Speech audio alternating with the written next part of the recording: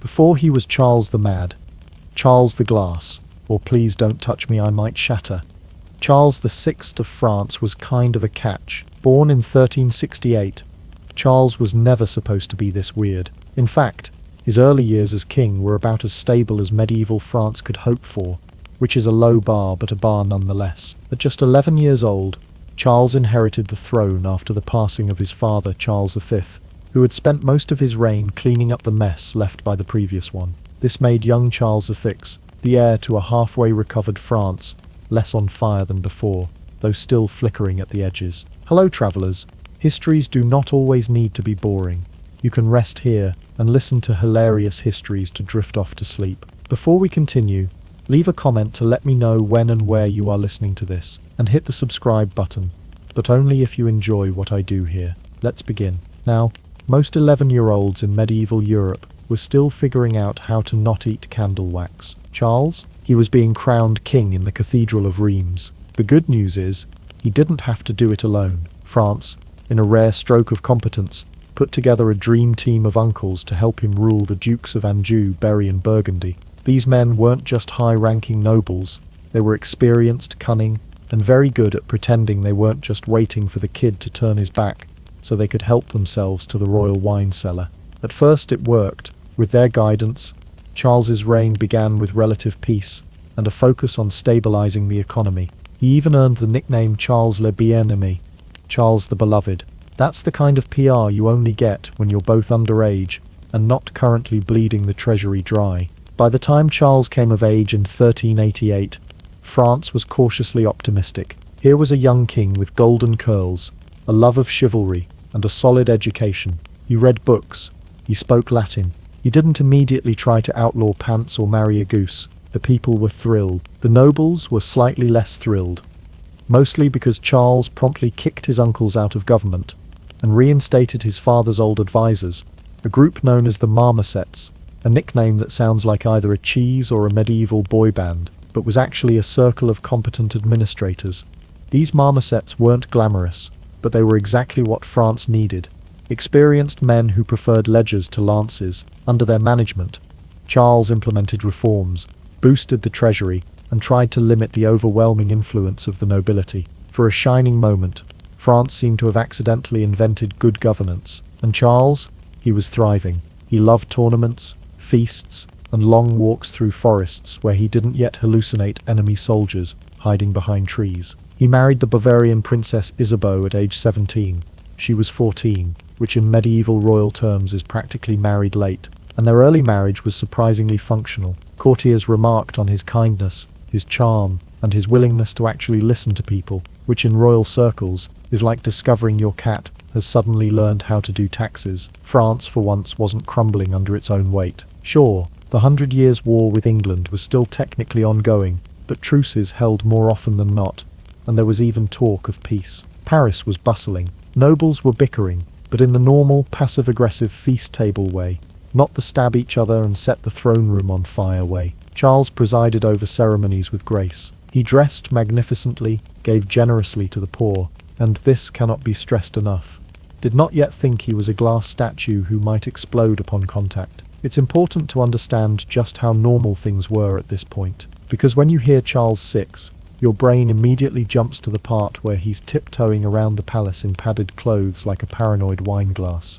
But no, before all that, Charles was everything a king was supposed to be. Young, vibrant, idealistic. His reign was seen as a second golden age, or at least a mildly polished brass one. He even inspired a weird amount of poetry. Chroniclers wrote about his noble posture and light step, which would later be ironic, considering he'd eventually refused to move for fear of shattering.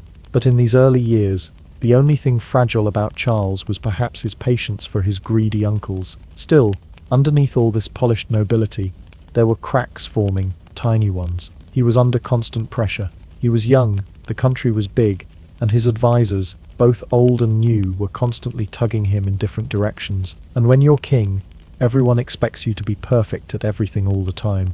Charming at court, ruthless in battle, wise with finances, and somehow able to survive a medieval diet of meat, wine, and questionable hygiene. It wears on a man, but no one saw what was coming. Not yet. At this point in the story, Charles was still just Charles the Beloved.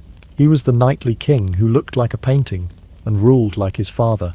The glass hadn't cracked. The madness hadn't begun. And France, poor France, had no idea that the man who once promised stability would soon become its most fragile disaster. Before Charles VI started thinking he was a human chandelier, he was already dealing with a kingdom that looked like it had been through a blender made of rats, swords, and extremely bad decision-making. France in the late 1300s was, for lack of a better term, a historical stress ball. It had just crawled out of one of the worst centuries in its history. And that's saying something for medieval Europe. If the kingdom were a person, it would be the kind of guest who shows up to dinner bleeding from the forehead, coughing violently, and asking if anyone has seen their army. Let's start with the biggest mood killer of them all, the Black Death.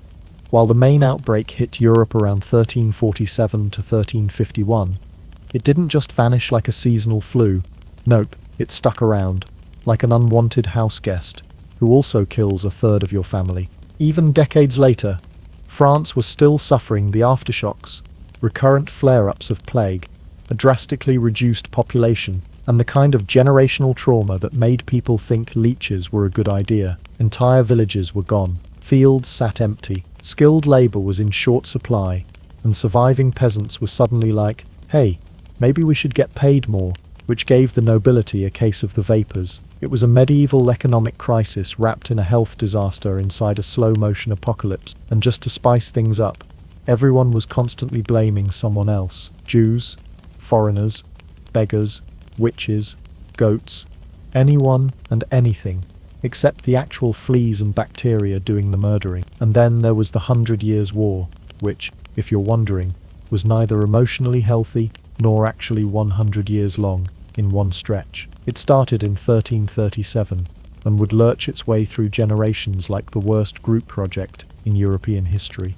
By the time Charles VI was born, the war had already seen multiple phases, including humiliating defeats like the Battle of Poitiers, 1356, where the French king Charles's grandfather was actually captured by the English and held for ransom. That's right, the King of France became a royal hostage. England basically said, we'll give him back for a big bag of money, and France, already broke and bleeding, said, sure, let me just check under the couch cushions. So now you've got a country staggering under debt, missing a big chunk of its labor force, and periodically being invaded by Englishmen who, for reasons that still baffle historians, insisted on fighting battles in armor they couldn't afford to replace. War wasn't just about territory, it was about ego. French kings believed they were entitled to all of France and parts of England. English kings believed they were entitled to France because of some royal blood spaghetti from generations earlier. The result, decades of off-and-on fighting, castle sieging,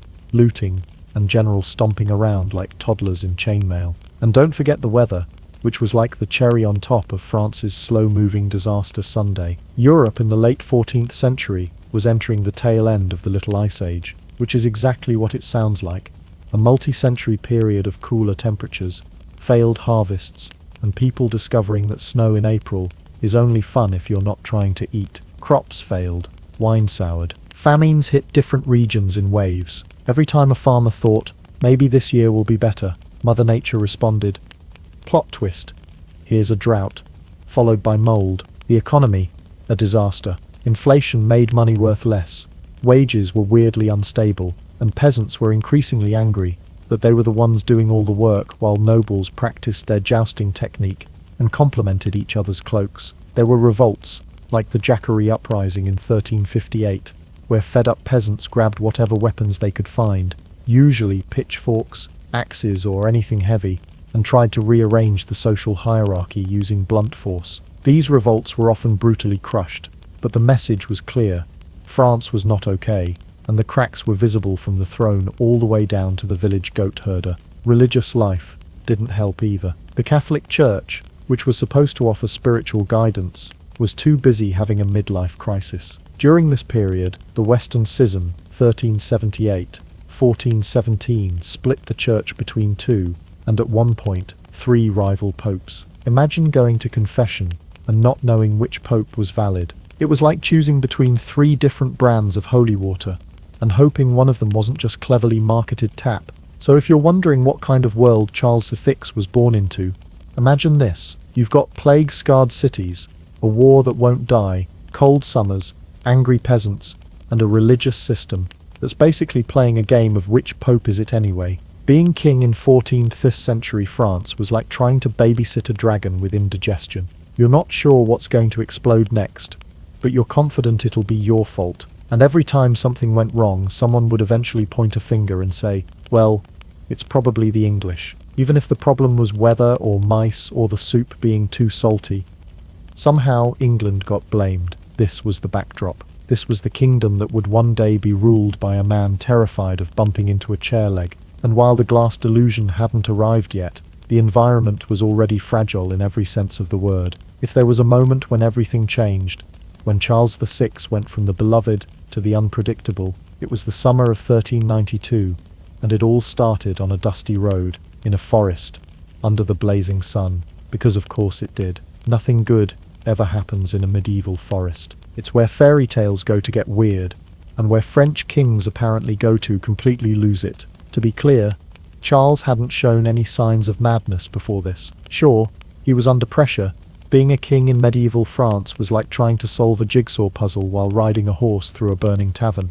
But outwardly, he was still holding it together. That is, until one fateful journey toward Brittany turned into a royal nervous breakdown with a body count. The trip was supposed to be routine. Charles and his entourage were marching toward Brittany to punish a rebellious noble named Pierre de Crowan, who had just tried to murder one of the king's closest advisors. It was a clear mission of justice, or revenge, depending on your PR team. Either way, it involved a lot of horses, heavy armor, and sweaty nobles pretending not to be terrified of heat stroke, and it was hot, like melt your helmet lining hot. France was in the middle of a summer heat wave, and the king's company was moving slowly through the forest of Le Mans, everyone dressed in wool and metal like it was the world's worst fashion show. They'd been traveling for hours when, without warning, a barefoot man, a literal wild hermit, leapt out from behind a tree and screamed, "Do not go forward, you will be betrayed." Now, under normal circumstances, this is the part where your guards say, "Thanks, local crazy person," and carry on. But Charles apparently took this very personally. He became agitated. His companions tried to calm him down. They should have realized they were not dealing with someone having a bad day. They were dealing with someone teetering on the edge of something deeper. A few miles later, as they marched through the woods, the sound of a dropped lance clanging on metal rang out unexpectedly. It wasn't loud, it wasn't aggressive, but it triggered something primal in Charles. In an instant, the king spun around, drew his sword, and began slashing wildly at his own men. It wasn't a duel. It wasn't a skirmish. It was a full-blown, blind, rage-fueled panic attack with deadly consequences. His eyes reportedly glazed over. He screamed that he was being betrayed. He struck down several knights before his companions managed to disarm him. One moment he was trotting on horseback. The next he was swinging a sword like he was in a haunted Renaissance fair. And then he collapsed. Not dramatically, like in a Shakespeare play. He just shut down like someone yanked the plug on his brain. He fell into what chroniclers described as a stupor, silent, still, unresponsive. His body was intact, but his mind, not so much. They carried him back to Le Mans, in absolute shock. The news spread like wildfire. The king had attacked his own men, and no one could explain why. People whispered about sorcery, about poison, about demons, and of course, about the English. Because when in doubt, blame your old enemy. Doctors arrived, wearing their finest robes and bringing the usual medical toolkit of the 14th century, leeching, prayers, and wild guesses. They tried bleeding him, because obviously, if someone is mentally unstable, what they really need is to lose a pint or two. They consulted the stars, chanted over his bed, and applied various medieval substances that probably included things like pigeon dung or powdered unicorn horn. In other words, they prescribed the standard treatment: confusion, bleeding, and more confusion. It worked about as well as you'd expect. Charles eventually regained consciousness, but he was different. At first, he couldn't remember the attack. When told, he reportedly wept with guilt and horror, but he also started showing signs of deeper instability. He had episodes of forgetfulness, paranoia, and prolonged silence. And while his advisors publicly reassured everyone that the king was fine, that it was just a fluke, everyone knew something had changed. This was more than just heatstroke or a bad dream. It was the first crack in what would become a crumbling mind. And while the court tried to carry on, hosting banquets, organizing hunts, writing hopeful letters, there was a constant fear humming beneath the surface. What if it happened again? What if the king, your leader, your symbol of national unity, turned around and mistook you for an enemy? Because it's one thing to rule a kingdom under threat from external forces, but it's another thing entirely when the threat might be sitting on the throne, polishing a sword and forgetting your name. And this wasn't even the weird part of Charles's illness. That would come later, with glass delusions, padded clothes, and total psychological breakdowns. But this was the first snap, the moment when something deep inside Charles cracked like a dry twig under an armored boot. And the kingdom? It held its breath, because in medieval France, kings didn't just rule, they embodied stability, divinely chosen order. And when that order suddenly starts swinging swords in a forest and passing out mid-hunt, the message is clear. The king has snapped, and the kingdom might be next. If Charles VI had been born into a calm, supportive family with good communication skills and just a pinch of emotional stability, things might have turned out differently. But this was the House of Valois, a royal family that didn't just carry noble blood, it carried petty grudges, unchecked ambition, and enough backstabbing to make Caesar wince. This wasn't a family. It was a medieval soap opera with crowns. Let's start with the basics. Charles didn't just have advisors, he had relatives, and in medieval times, those two things rarely mixed well. His extended family, especially his uncles, weren't content to simply offer support. No, they saw opportunity. Charles's bouts of madness didn't frighten them, they excited them.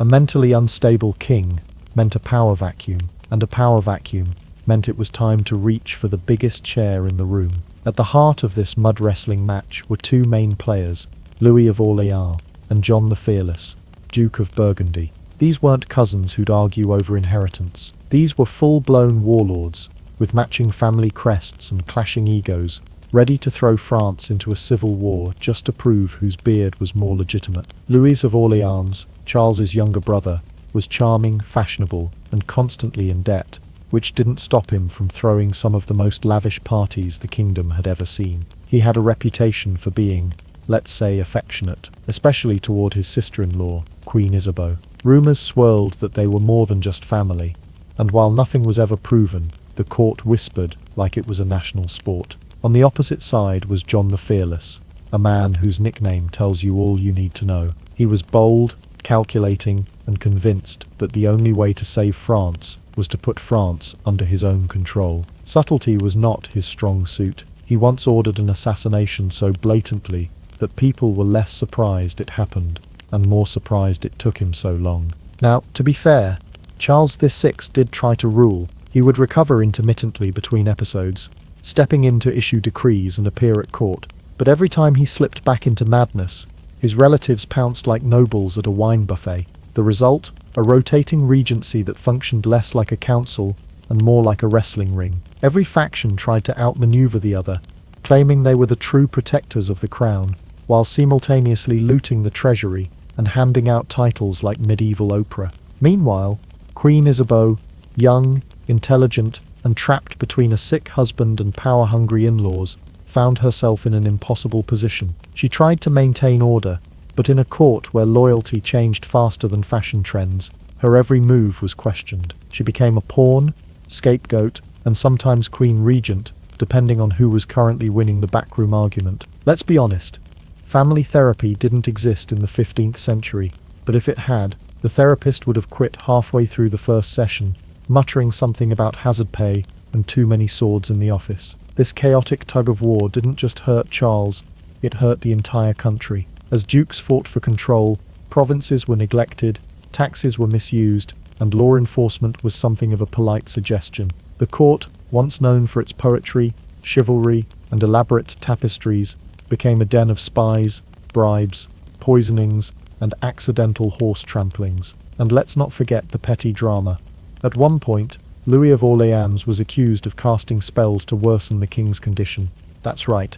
Medieval witchcraft accusations were flying at the highest level of government. In fact, one chronicler describes a moment when the royal council debated whether Louis's court astrologers were meddling with the stars to bend Charles's mind. Imagine blaming your brother's mental illness on Mercury being in retrograde, and then charging someone with heresy for it. But the most spectacular moment in this royal disaster, the 1407 assassination of Louis of Orleans, ordered by none other than John the Fearless. Louis was hacked to death by masked men in the streets of Paris. His body left for all to see, a clear message that the gloves and heads were officially off. John then publicly admitted to the murder, justifying it as an act of national defense. "I did it for France," he claimed. The actual translation: "He wasn't sharing the power pie, so I stabbed him a dozen times." This murder triggered what became known as the Armagnac, Burgundian Civil War, a slow-motion explosion of violence that would tear France in two, paralyze the monarchy, and ultimately invite foreign powers, hello again England, to get involved. And where was Charles during all this? Sometimes lucid, sometimes silent, often isolated. One can only imagine the horror of watching your kingdom tear itself apart in your name, while being too mentally unwell to intervene. So no, Charles didn't just suffer from mental illness, he suffered from a royal family so toxic they could have bottled the air at court and sold it as poison. And that, in many ways, is the tragedy behind the madness. It wasn't just that the king's mind broke, it's that when it did, his family didn't try to fix it. They tried to claim it as real estate. There are breakdowns. And then there's believing your body is made of glass and might explode if someone breathes too hard in your direction. Welcome to the strangest chapter of King Charles VI's unraveling mind, the infamous glass delusion. It wasn't a metaphor, it wasn't symbolic. Charles truly, sincerely, and unshakably believed that his royal flesh had transformed into fragile, crystalline material, one misplaced elbow jab away from disaster. Forget divine right of kings. This was the divine fear of furniture. To Charles, life became a constant game of don't shatter the monarch. He believed his entire skeleton, sometimes just his legs, other times his torso, sometimes his whole body was made of glass, the most delicate, breakable material imaginable in medieval Europe. And unlike today's hardened, tempered, mass-produced kind, glass back then was basically glitter held together by hope. The consequences were surreal. He stopped allowing people to touch him, not because he was rude, but because he was convinced a warm pat on the back might turn him into a royal puddle. Courtiers, already used to walking on eggshells around their volatile king, now had to do so literally. Charles wore reinforced clothing, often padded with layers of thick cloth or iron rods sewn discreetly into his outfits. In case he feared, he fell and shattered like a wine goblet in a tavern brawl. He reportedly sat extremely cautiously, if at all. Imagine trying to run a kingdom while also terrified of chairs. It was like playing medieval Tetris every time he entered a room. Everything had to be arranged just so, no sudden movements. And definitely no wooden benches without velvet cushions and 3 hours of reassurance. He even instructed his attendants not to come too close, lest a rogue movement crack him. He refused to be hugged. That's not a boundary issue.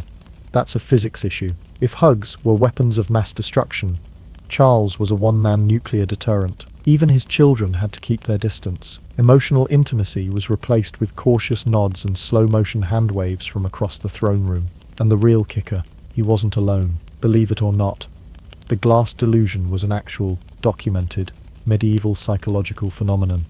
Rare, but not unheard of. Several nobles and monks from the 14th to 17th centuries claimed to suffer from the same bizarre affliction. One man insisted on sitting only on straw because he believed his rear end would shatter. Another wore iron hoops around his waist to reinforce his torso. Charles VI, though, remains its most famous and most tragically royal victim. Historians still debate the cause. Some point to untreated schizophrenia, others to bipolar disorder with psychotic features. Some speculate it may have been exacerbated by stress-induced neurological damage, combined with poor medical understanding, and about a dozen quacks poking around his head with astrology charts and prayers. Whatever it was clear. Charles wasn't just anxious or depressed. He was living in a reality where every step was a risk, and every bump a catastrophe, and this was still the King of France. While dukes and princes tore the country apart in his name, he was quietly tiptoeing through his chambers like a chandelier with legs. But here's the strange, oddly touching truth. No one mocked him, not publicly at least. Even in a time when madness was treated with fear and superstition, most of Charles's court, however power-hungry or devious, recognized that their king was deeply unwell. They humored his glass delusion with a sort of tragic reverence. They padded his rooms, they softened his chairs. They didn't laugh, because this wasn't just a monarch in crisis. This was a man who had once been so full of promise, now reduced to fearing that a sneeze might kill him. And maybe that's part of what made it all so terrifying. The image of a monarch wasn't supposed to crack. Kings were iron and fire, thrones and steel, not glass. But Charles, he shattered that image. Quite literally, the symbolism was lost on no one. While France fractured, its king believed himself physically breakable, a fragile nation led by a fragile man, surrounded by nobles with hard hearts and sharp knives. If there was ever a metaphor wearing a crown, this was it. It's hard not to feel for him. Imagine the constant fear, not just of being overthrown or betrayed, which were standard royal anxieties, but of being accidentally bumped into. His days weren't full of speeches and hunts, but of navigating a world built for flesh and bone with the mind of a man who believed himself to be window panes on legs. The glass delusion didn't last forever. Like many of Charles's episodes, it came and went in waves. But even when he wasn't explicitly talking about glass, the fear lingered. His interactions remained tense, his eyes distant, his footsteps cautious, because even if the glass belief faded, the fear never fully left him or the people around him. This was the peak of his illness, the most bizarre, vulnerable human moment in a life otherwise defined by lineage and inherited responsibility.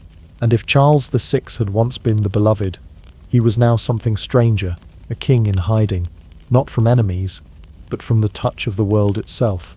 Running a kingdom is hard. Running a kingdom while pretending your boss might shatter if he sneezes too hard. Welcome to the French court under King Charles VI, where diplomacy met daycare and statecraft had to tiptoe around a man who thought he was a stained glass window with a crown. By the time Charles's glass delusion fully took hold, the royal court had transformed into something like a high-stakes mime performance. Everyone was tiptoeing, whispering and moving with the kind of slow precision usually reserved for bomb squads and cat burglars. You didn't enter a room, you gently drifted into it, just in case the king mistook your footsteps for a stampede and had a full-blown breakdown. Let's talk about his clothing. Charles's outfits weren't just royal, they were reinforced, heavily padded, and at times structured like a cross between armor and a goose-down comforter. He reportedly wore garments lined with layers of soft materials, and even iron stays to ensure that, should he bump into anything or, God forbid, sit down, he would not shatter into oblivion. One chronicler noted that his garments had the bulk and shape of ceremonial robes, but the movement of a medieval snowman. His outfits were padded like a 5-year-old, learning to roller skate, and it was all very dignified in that we're pretending this is normal kind of way. Courtiers would bow deeply while pretending they didn't notice the king waddling slightly due to the extra cushions around his thighs. And the servants.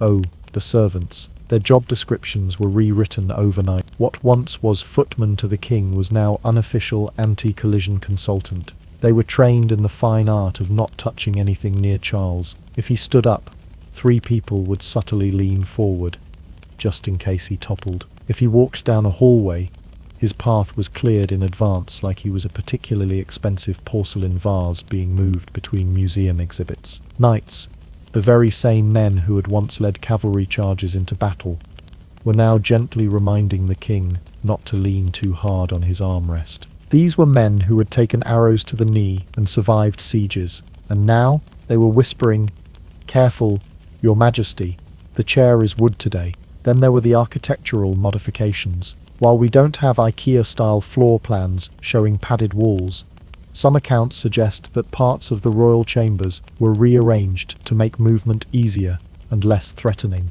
Heavy furniture was swapped for softer edges, curtains were thickened to muffle noise. Rugs were laid not for luxury, but for quiet. There may not have been literal eggshells on the floor, but the metaphorical ones were everywhere. Meals became surreal affairs. Imagine a royal banquet where no one dares to clink their goblet. Silverware is handled like it's radioactive, and every course arrives on the softest serving trays available. No sudden movements, no loud voices, Just nobles chewing slowly and making intense eye contact to show how supportive and non-threatening they are. Even entertainment changed. Jesters stopped performing slapstick, lest they fall and frighten the king. Musicians played softer, slower pieces. Hunting parties were cancelled or carefully scripted to avoid startling His Majesty. And tournaments, once the pride of courtly life, lost their edge. What good was a joust if the king might faint when someone clanged their armor too loudly? It wasn't just about safety, it was about maintaining the illusion of normalcy. Everyone had to act like this was just another Tuesday. Oh, the king believes he's transparent and could disintegrate if you look at him funny. Absolutely, we'll just dim the torches a bit and ask the falconer to whisper. It was exhausting, and yet the royal court adapted with the strange flexibility of people who've long since accepted that reality is negotiable, especially if you like your head where it is. To survive in Charles's orbit, you didn't need cunning or bravery. You needed balance, a soft voice, and a good tailor who knew how to reinforce your sleeves without making it obvious. And to make it all worse, the king's moods shifted like the Paris weather. One day, he might sit at council, lucid and speaking rationally. The next, he might refuse to move, convinced that one misstep would reduce him to royal glitter. Staff had to be ready for either version. Glass Charles, or today, I feel slightly less like a physics hazard.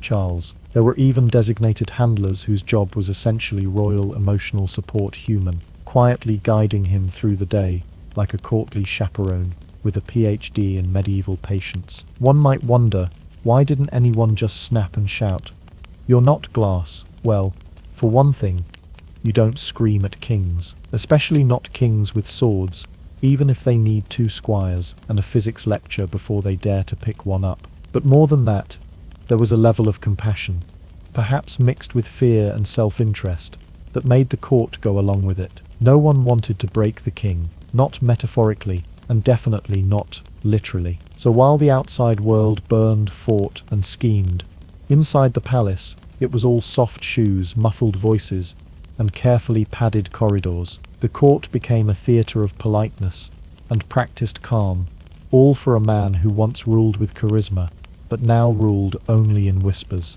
And in this strange, fragile world, one truth became clear. When the king believed he was made of glass, the entire kingdom had to become bubble wrap. When King Charles VI began believing he was made of glass, his court turned to the best medical minds of the age. Unfortunately, it was the 1400s, and medical minds were more likely to recommend a lucky rabbit's foot and a strong prayer than anything resembling actual science. Welcome to medieval medicine, where mental illness was treated like a combination of bad vibes, demonic possession, and possibly something you caught from looking at the moon wrong. Let's start with the doctors, or more accurately, barber surgeons, astrologers, monks with opinions, and guys who once reared a scroll in Latin. Physicians at the time believed in the 4 humours: blood, phlegm, black bile, and yellow bile. If those sound like flavours of soup you don't want to order, you're not far off. These humours supposedly governed everything about your health, mood, personality, and yes, your grip on reality.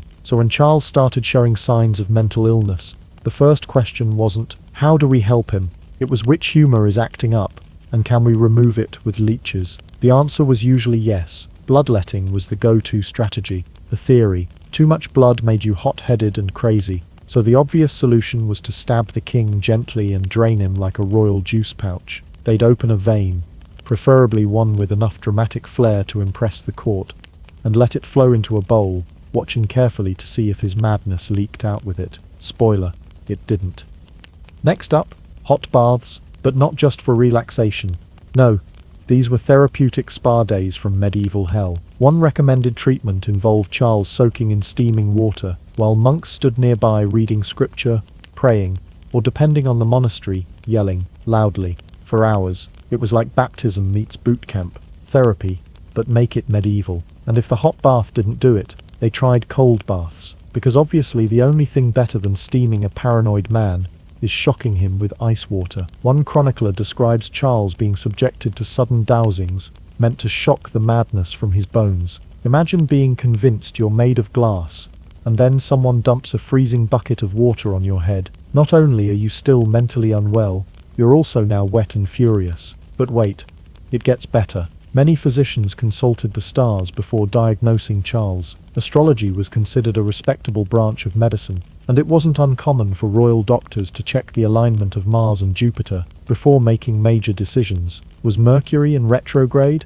Had Saturn wandered into a grumpy constellation? Better wait to prescribe that next herbal tonic, or worse, delay the next bleeding session until Venus gives the all clear. And then came the herbal remedies, which could include anything from calming teas to things that definitely weren't FDA approved, even by medieval standards. You might get a salve made of crushed snails and rose petals, or a syrup that included wine, opium, and the ashes of a recently slain lizard. If the patient didn't recover, at least they forgot what century they were in. Some treatments drifted squarely into the realm of religion and superstition.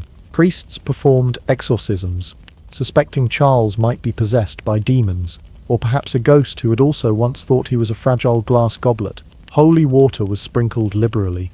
Incense was burned. One group even suggested putting relics of saints under the king's bed to ward off evil spirits. At that point, they were just treating his brain like a haunted mansion. Others blamed witchcraft. Perhaps Charles was cursed, maybe by a rival duke, a jealous ex, or an enemy astrologer, with a grudge and a backyard full of frog bones. Remedies included making the king wear amulets, or ingest symbolic charms. Red weird rocks thought to rebalance the spirit. The science here was so vague, it made homeopathy look like rocket surgery, and hovering over all of this was a complete and utter lack of understanding. They didn't have terms like schizophrenia, bipolar disorder, or neurological breakdown. Instead, everything was lumped into madness, a one-size-fits-all category that included depression, psychosis, trauma, epilepsy, and just being inconvenient to the crown. So when Charles had an episode, refusing to recognize his family, insisting on silence or believing his bones were glass, the royal doctors would scramble into action, swinging between bloodletting, boiling, blessing, and bizarre astrology. It wasn't medicine. It was a medieval roulette wheel in a lab coat. Meanwhile, the king was suffering through all this with little say in the matter. When lucid, he reportedly hated many of the treatments, especially the bleeding, and feared the physicians. And who could blame him? One day they were feeding him wine mixed with herbs. The next they were holding him under cold water while a friar shouted psalms into his ear like a holy megaphone. At one point, the queen and certain dukes began keeping multiple teams of healers, each with different strategies, some purely spiritual, others favoring more modern, red, bloodier approaches. It was a medical turf war fought in whispered Latin and gory towels. Looking back, Charles VI didn't just suffer from his illness, he suffered from a total absence of medical reality. And while his glass delusion is often remembered as the strange centerpiece of his madness, the real tragedy may have been the people trying to cure him with leeches, horoscopes, and scalding baths. Because in the 1400s, your odds of surviving royal madness weren't tied to your strength or your will, they were tied to whether your physician was having a good astrology day. In a functional monarchy, the king makes decisions, the nobles obey, or pretend to, and everyone takes turns toasting each other while avoiding the plague. But in France, under Charles VI, the king was occasionally convinced he was made of glass, the nobles saw an opportunity, and the country slid headfirst into a political blender set to puree. This is the era when the real question wasn't what the king thought, but who was quietly pulling strings behind the throne while he carefully avoided chairs. Charles's repeated episodes of madness left France without stable leadership. One moment he'd be giving orders. The next, he wouldn't recognize his wife or children. That's not exactly a solid foundation for empire building. So naturally, the great dukes of France, his relatives, of course, decided to help. And by help, we mean fight for power like raccoons in a dumpster full of crowns. The main contenders, two titanic egos with more titles than patience, Louis of Orleans, Charles's younger brother, and John the Fearless, Duke of Burgundy. Louis of Orleans saw himself as the natural choice to rule in his brother's place. He was elegant, poetic, and very much the kind of guy who'd try to seduce your wife and write a ballad about it afterward. Louis had royal blood, charisma, and no shortage of ambition. He also had a tendency to throw money at lavish parties while France was, economically speaking, face down in a ditch. On the flip side, John the Fearless was less into poetry and more into murdery political efficiency. As the son of Philip the Bold, John inherited Burgundy, a wealthy, semi-independent duchy that was basically France's awkwardly rich cousin, with suspicious motives. Burgundy had its own armies, its own economy, and its own attitude. John wanted to stabilize the kingdom. Translation: replace Louis, rule in Charles's name, and maybe redecorate the Louvre while he was at it. As Charles slipped in and out of lucidity, these two began fighting for control of the royal council. Each claimed to be the true guardian of the king, protector of the realm, and the one person not responsible for the increasingly unhinged state of French politics. Both built up factions, Orleanists and Burgundians, and soon, governing France looked less like a monarchy, and more like a medieval version of Survivor Crown Edition. Here's where things turned bloody. In 1407, after years of tension, John the Fearless had Louis of Orleans assassinated, not poisoned, not disappeared, no, publicly murdered in the street by masked thugs with swords. Louis was hacked to pieces just outside a royal residence, and John didn't even deny it. In fact, he published a pamphlet, that's right, he printed his confession like it was a bestseller, Why I Killed My Political Rival and Why You Should Thank Me. France, shockingly, did not thank him. The murder triggered what became the Armagnac-Burgundian Civil War, named after the new faction that rose to avenge Louis, led by his son Charles of Orléans and his allies, including the Count of Armagnac, because everyone in medieval France came with a backup duke in their political toolbox. And so, the kingdom split. On one side, the Armagnacs, defenders of the royal family's line, and ironically stability. On the other, the Burgundians, promising law and order through a slightly blade-heavy approach. The king, still occasionally convinced he might shatter if you poked him too hard with a feather. And that's the central tragedy/comedy of it all. France launched into a full-scale civil war to solve the problem of a fragile king. Instead of saying, let's keep things calm while His Majesty recovers, they basically screamed, glass, great, let's throw rocks. Political disputes turned into urban warfare. Factions battled for control of Paris. Nobles kidnapped each other. Merchants armed themselves. Even universities took sides, because nothing says national crisis like medieval scholars with grudges. Meanwhile, Charles was often confined to royal residences, sometimes lucid, sometimes lost in delusion, always at the center of the storm yet utterly powerless. His name was used on edicts, his seal placed on treaties, but he had no say. France was being ruled in his name but not by his will, like a puppet show, where the puppet has no idea it's on stage. It was the kind of power vacuum that sucked in everyone, dukes, barons, bishops, bakers. The Civil War wasn't just court drama. It spiraled into street-level anarchy. Towns were sacked, fortresses changed hands weekly. In Paris, one side controlled the north, the other, the south, and both claimed to speak for the king, even when the king thought he was a goblet and refused to come to the window. And just when you think it couldn't get worse, England showed up, again. But that's for the next chapter. For now, understand this. Charles VI's glass delusion may have been tragic and strange, but the real disaster was the medieval feeding frenzy it enabled. France didn't just lack a functioning monarch, it lacked any adult supervision whatsoever. And when the king thinks he's glass, everyone else starts acting like they're made of knives. By the 1420s, Charles VI was still technically King of France, still occasionally convinced he was glass, and still very much not in control of anything except maybe his spoon collection. But the kingdom, it was now operating under the medieval equivalent of please leave a message after the tone, and into this royal vacuum strode England, bold, ambitious, and ready to finish the job it started back when France still had dragons on its battle flags. Okay, that part's not historically accurate, but the ego of England, definitely fire-breathing. Let's rewind just a little. After years of Armagnac, Burgundian infighting, France was so fragmented it made a broken window look sturdy. Factions were still stabbing each other in alleyways. The court was a revolving door of schemes, and Charles was deep into his final mental decline. No longer just fragile, but barely present. This wasn't a kingdom. This was a politely smouldering garbage pile wearing a crown. Enter Henry V of England, a king with sharp armor, sharper ambition, and absolutely no chill. He'd been watching France spiral for years and thought, hey, what if I just take all of it? To which his advisors responded, excellent idea, Your Majesty. Shall we pack the catapults? Henry invaded in 1415 and promptly won the Battle of Agincourt, one of the most famous beatdowns in medieval history.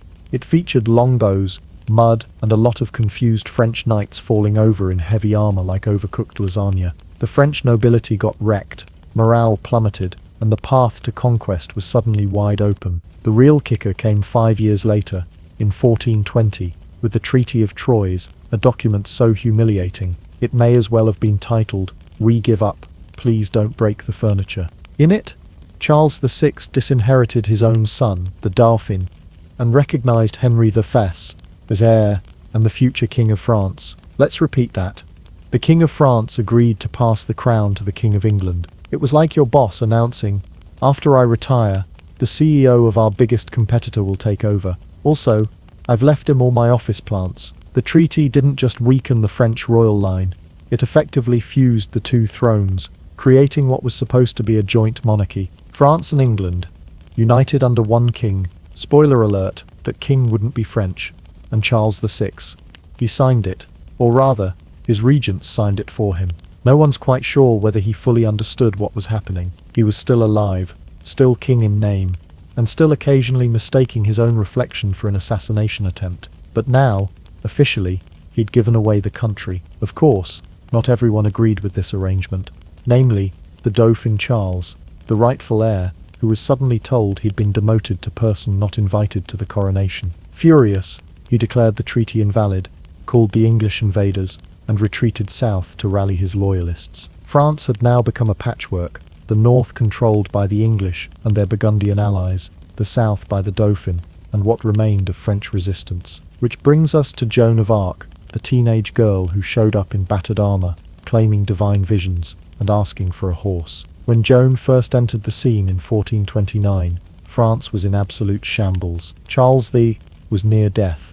England held much of the country, and the French court was so dysfunctional they probably argued over who got the last candle. Joan's mission wasn't just to kick out the English, it was also to legitimize Charles VII, the disinherited son, and undo the political disaster of the Treaty of Troyes. But let's not downplay what she walked into.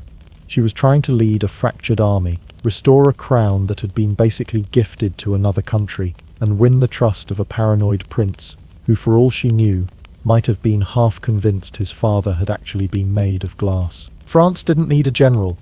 It needed a miracle worker with excellent public speaking skills, a high pain tolerance, and the ability to ride a warhorse while shouting about angels. Lucky for them, Joan had all three. Charles VI finally died in 1422, leaving behind a nation with two kings, one crown, and roughly zero unity. The English proclaimed Henry VI, a literal baby, as King of France and England. Meanwhile, the Dauphin declared himself Charles VII, based on the highly technical legal principle of "because I say so," and so began the long, messy process of reclaiming France. It took decades. Joan was captured and executed.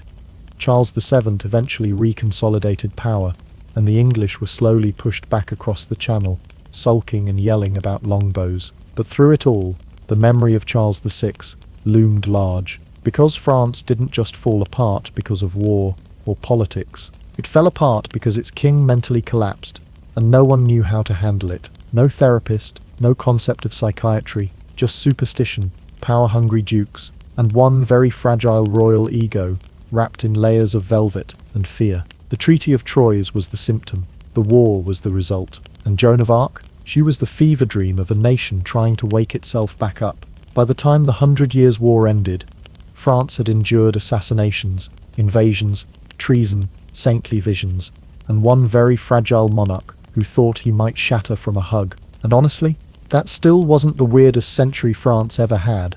History is not kind to fragile people. It prefers its kings bold, its warriors brutal, and its heroes unbothered by minor inconveniences like existential breakdowns or the fear of chairs, which is why Charles VI, King of France, has spent centuries trapped in a single phrase, the Mad King. It's the kind of title that sticks, rigole, tragic, catchy, like a horror movie, and a Shakespeare play, had a baby. But as with most things in history, the reality behind the label is far more complex and much sadder than the nickname suggests. Let's be clear, Charles VI didn't just wake up one day, scream, "I'm glass," and start hiding from hugs. His madness developed over time, starting with brief episodes of confusion and paranoia, and ending in full-on delusion and near-constant withdrawal. And yet, when people look back, they tend to skip past the nuance and land squarely on King thought he was a wine glass, and call it a day. But this wasn't a cartoon. This was the collapse of a human mind in the most public, powerful position imaginable. The man who once rode at the head of armies and reformed the French treasury would later be carried to council sessions, trembling under layers of padded clothing, unsure of who he was, or if he could even survive a handshake. And in that transformation, he became something more than a king. He became a cautionary tale, a symbol of what happens when power, pressure, and poor understanding of mental health collide with medieval politics. It's easy to joke about the glass delusion, and let's be honest, everyone has. "At least he didn't think he was a chicken," is a phrase that's made its way into more than one historical footnote. For the record, yes, there have been royals who thought they were animals. One Roman emperor believed he was a goat. Charles, comparatively, was practically grounded. But there's a deeper tragedy in how Charles's story is told. His mental illness was misunderstood then, and it's often oversimplified now. In the 15th century, his behavior was blamed on everything from demonic possession to witchcraft to an excess of hot humors, none of which, shockingly, helped. His illness wasn't treated so much as endured, and even today, historians debate whether it was schizophrenia, bipolar disorder, or a combination of neurological and psychological trauma. Regardless of diagnosis, Charles's case is one of the earliest and most famous examples of a ruler suffering a serious long-term psychiatric disorder while still nominally in power. And the way France handled it, mostly by ignoring the elephant or glass sculpture in the room and scrambling for the crown, offers a grim reflection of how societies have historically dealt with mental health with denial, superstition, and a shocking amount of leeches. That said, not all of Charles's legacy is tragedy. He remains one of the most thoroughly documented cases of the glass delusion, a bizarre psychological phenomenon that wasn't limited to him. Several nobles, monks, and scholars across Europe were recorded believing themselves made of fragile material, usually glass. During the late Middle Ages, Charles was simply the most famous, and unfortunately, the one in charge of a nuclear-powered feudal kingdom during his breakdown. His reign, while disastrous politically, did unintentionally set the stage for medical curiosity. Later physicians and writers looked back on his condition with something resembling scientific interest, and modern psychiatry still references the glass delusion as a unique example of how psychological trauma can manifest physically and symbolically. In a sense, Charles VI became the accidental poster child for mental illness in leadership, long before such conversations were even possible. Culturally, he became the blueprint for every broken monarch to follow. Shakespeare's King Lear echoes of Charles, the Mad King Aerys Targaryen, from Game of Thrones, also drawing from the same historical mold: fragile mind, destructive consequences, throne-shaped tragedy. The image of a ruler whose crown weighs heavier than his sanity began here, with a man who tried to rule a kingdom while terrified of breaking into pieces. And yet, despite the madness, the betrayals, the padded robes, and the treaties he didn't understand, Charles VI endured. He lived for over 4 decades after his first episode. He ruled imperfectly, inconsistently, and often in name only, through one of the most chaotic periods in French history. He outlasted some of his enemies, outlived some of his doctors, and even saw his own death mark the beginning of France's slow road to recovery. Historians often note the irony. In a world full of sharp swords, sharp tongues, and sharper politics, Charles VI was the only one afraid of breaking, and yet, everyone around him shattered something. His kingdom, his family, his legacy. Was he a bad king? Absolutely. But was he a villain? Not even close. He was a man who cracked under pressure, not because he was weak, but because no one knew how to help him. His story isn't just one of failure. It's one of humanity, vulnerability, and what happens when the systems of power care more about crowns than the people wearing them. And maybe, in the end, Charles VI left behind something more enduring than the throne. He gave us the reminder that even kings are breakable, especially the ones who spend their lives trying not to shatter. Imagine it's 1200 BCE. You're a goat herder. Your job title includes both livestock supervisor and coyote deterrent, and you've just finished sacrificing a chicken to make sure your crops grow. Everything is going okay until something streaks across the sky. It's glowing. It has a tail. It looks like the gods sneezed fire across the heavens, and now everyone's panicking. Congratulations. You've just witnessed a comet, and back then, that meant two things.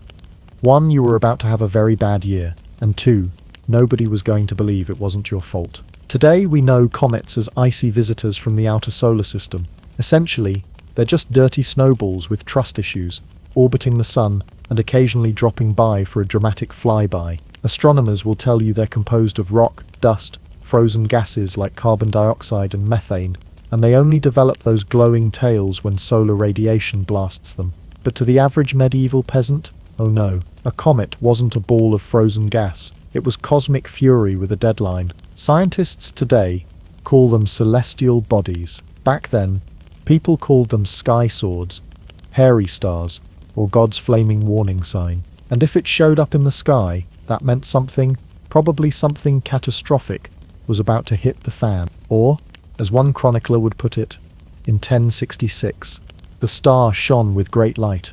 Men trembled, kings sweated, chickens refused to lay eggs. Let's rewind to where this hysteria first entered the history books. The Babylonians were some of the earliest people to record comets, and they weren't impressed. Their clay tablets, which are basically the iPads of ancient Mesopotamia, but slower and easier to shatter, described comets as messages from the gods, and often paired them with omens of death, war, or famine. They even had a whole division of priestly bureaucrats whose job was to track sky weirdness, comets, eclipses, planetary motion, and interpret what it meant. Spoiler. It was never good news. No Babylonian ever looked at a comet and said, "Well, that's pretty. Let's open a bottle of wine." No, it was more like, "Uh-oh. Better sacrifice another goat and pray King Hammurabi doesn't drop dead tomorrow."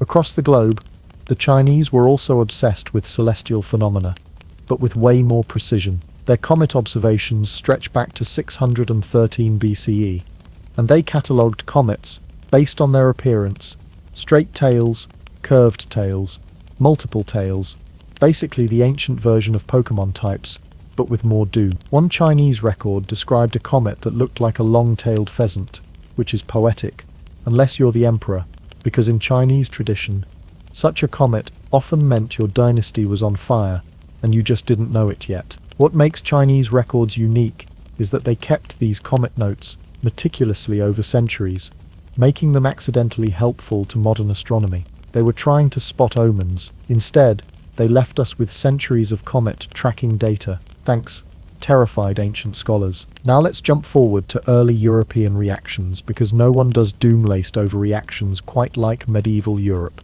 Before telescopes, Europeans couldn't explain what comets were, but they could explain that whatever it was, it had to be a punishment. Maybe the king angered God. Maybe the people committed too much sin. Maybe someone somewhere wore pants made of two different fabrics. Regardless, a comet meant consequences. The Anglo-Saxons believed comets heralded war and destruction. Charlemagne's biographers mention a terrifying comet before one of his military campaigns, an omen so grim. It was basically the red wedding of sky signs. Priests rang bells, monks stopped brewing ale to pray. That's when you know things were serious. Medieval chroniclers had no idea what they were seeing, so their descriptions were creative. They compared comets to flaming swords, because why wouldn't the heavens be armed? Fiery serpents, because clearly the sky was full of dragons, and occasionally heavenly brooms meant to sweep away the sins of mankind. Kind of sweet, kind of terrifying. These weren't mere curiosities, these were cosmic panic attacks, with tails. Keep in mind, there were no telescopes in the medieval period. If something appeared in the sky, you had no way to study it, and no way to prove it wasn't about to kill your crops, your cow, or your cousin. All people could do was look up, panic, and point fingers. Oh no, the king's got a rash, must be the comet. The river's dried up, clearly, the flaming sky noodle is angry. It didn't matter how long the comet stayed visible, sometimes weeks, the fear just got worse. Panic sermons were delivered. Villagers might fast, cry, or give all their grain to the church, just in case it helped. Everyone braced themselves for the cosmic fallout. And the best part, no one even knew comets came back. They thought each one was brand new, a one-time divine memo. The idea that the same comet could orbit and return would have shattered their worldview and probably gotten you burned as a heretic. So while today we watch comets with telescopes and hashtags, in the Middle Ages, people saw them as the sky's flaming middle finger, sent straight from the heavens as a warning that the worst was yet to come. Modern scientists see frozen rocks. Medieval people saw cosmic hate mail, and the delivery was always on time. If you think modern people are superstitious, wearing lucky socks to interviews, avoiding black cats, or refusing to text their ex during Mercury retrograde, just wait until you meet the astrologers, monks, and terrified peasants of the Middle Ages. Back then, the sky wasn't just something you looked at to check the weather. It was your full cosmic dashboard. And comets? Oh, they weren't just weird lights. They were warnings, reviews, and prophecies all rolled into one, like Yelp reviews, but written by angry gods in flaming cursive. In the medieval mind, the sky was opinionated, and it never shut up. Every flicker of light, every eclipse, every mysterious object drifting across the heavens was read like a divine newspaper headline. And spoiler alert, the headlines were never cheerful. You'd never see comet, appears, prosperity incoming. It was more like comet, spotted, prepare to die horribly in about 3 fortnights, give or take. The belief system behind all this wasn't just casual stargazing. This was astrology with teeth. Astrology today is usually confined to magazine horoscopes and Instagram memes about Venus in retrograde ruining your love life. But in the Middle Ages, astrology was your daily planner, war strategy, medical diagnosis, and theological doctrine. Kings wouldn't declare war without consulting the stars. Surgeons wouldn't operate unless Mars was in a good mood. And if your town's crops failed, don't blame the weather. Blame Saturn's bad attitude. Monarchs had astrologers, the way CEOs have public relations teams. In fact, royal astrologers were considered essential personnel, like a very stressed-out Google Calendar for the soul. These stargazers would stare at the sky, scribble some Latin on parchment, then declare whether it was safe to get married, start a war, or even leave the house. A comet appearing in the sky wasn't a curious event. It was the equivalent of receiving a divine email, with the subject line, "This is your last warning." The general public didn't have telescopes, but they had anxiety, and they had clergy. Oh boy, did they have clergy. The church may have been suspicious of astrology at times, especially when it threatened to outshine divine will, but even the most skeptical bishops knew better than to ignore a blazing sky noodle overhead. Religious figures would often weave celestial phenomena directly into sermons, declaring them as signs of sin, punishment, or the apocalypse. If you thought you could ignore the comet, the pulpit would remind you that God had personally lit a celestial firecracker to get your attention. And to be fair, the logic sort of tracked, at least by medieval standards. After all, sky events were rare, dramatic, and impossible to control. That made them perfect tools for assigning blame. Plague sweeping the land, probably that comet last month. The king's gone mad, Mars must be upset. Milk's gone sour? Mercury's clearly in retrograde, whatever that meant back then. These beliefs gave people a sense of control in a world that offered none, because if you can predict the sky, maybe you can predict the chaos too. You can't, but good luck telling them that. What's truly fascinating is how interconnected astrology was with actual historical events. There were entire treatises written in Latin tying comet appearances to royal deaths, battles, famines, and political upheaval. Even events that had no clear connection to the sky were often backdated to match celestial patterns. A comet appears, that must have foretold the assassination of a duke, which happened 5 years later, but still counts, right? It wasn't just kings who feared the stars. Common folk absorbed these ideas too, and panic could spread like wildfire, with just a whisper of a fiery sign in the heavens. Imagine you're living in a small village. You don't read, you don't write. The world is explained to you by a robed man shouting from a pulpit, and suddenly, the night sky has a tail. You'd freak out too. This terror wasn't confined to comets. It extended to eclipses, meteor showers, and planetary alignments. But comets were special.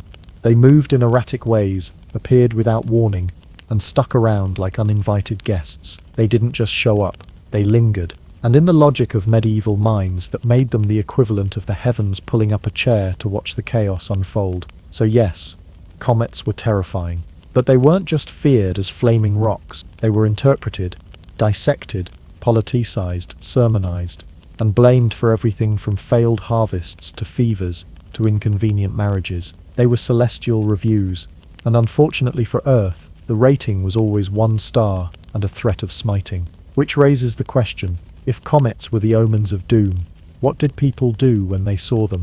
How did royalty, priests and commoners respond when the heavens flared up? For that, we'll need to examine the real star of medieval comet panic, the repeat offender with the worst timing in human history. There are recurring problems in life that show up, whether you want them to or not. Jury duty, seasonal allergies, that one relative who insists on bringing a guitar to every family event. But for medieval Europe, nothing said brace yourself for catastrophe. Quite like the return of Halley's comet, the solar system's most punctual bringer of doom, every 75 years or so, it would flare into view like the universe's worst houseguest. And every time the reaction was the same, sheer, pants-wetting panic. The funny thing, they had no idea it was the same comet. Medieval people thought each visit was a brand new cosmic horror. Oh no, a flaming snake in the sky. Just like the one Grandpa mentioned, and his grandpa, and his grandpa's pet monk.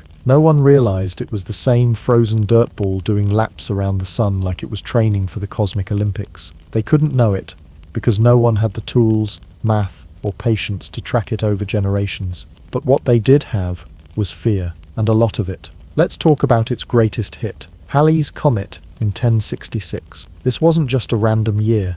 It was a year that would literally reshape England's monarchy, kick off one of the most famous invasions in European history, and be immortalized in needlepoint. Yes, needlepoint. The Bayeux Tapestry, a nearly 70-meter-long embroidered medieval comic strip, includes a scene of terrified nobles pointing at the comet, like it's about to file a tax audit.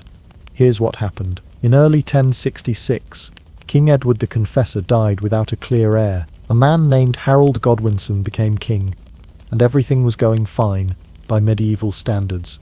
Anyway, but then the comet appeared, bright, blazing, with a long glowing tail streaking across the sky like an omen-shaped sword. The Anglo-Saxons called it a hairy star, which honestly makes it sound more adorable than it deserves. And as it hovered in the heavens, a man named William, Duke of Normandy, decided this was the perfect moment to remind England he had a claim to the throne too. See, William didn't just see a comet, he saw an opportunity. The sky hates Harold. Time to invade. In William's mind, the heavens had spoken, and they were Team Normandy. So he crossed the Channel, beat Harold at the Battle of Hastings, and became William the Conqueror. All while Halley's comet quietly sailed off into space. Mission accomplished. It's worth noting that the Normans saw the comet as a sign of victory, while the English saw it as a sign of doom. This dual interpretation is medieval thinking in a nutshell. Comets meant something terrible, but what that something was depended entirely on whether you were winning or losing. If your crops were dying, divine punishment. If your enemies were dying, divine approval. It was a cosmic Rorschach test painted in fire.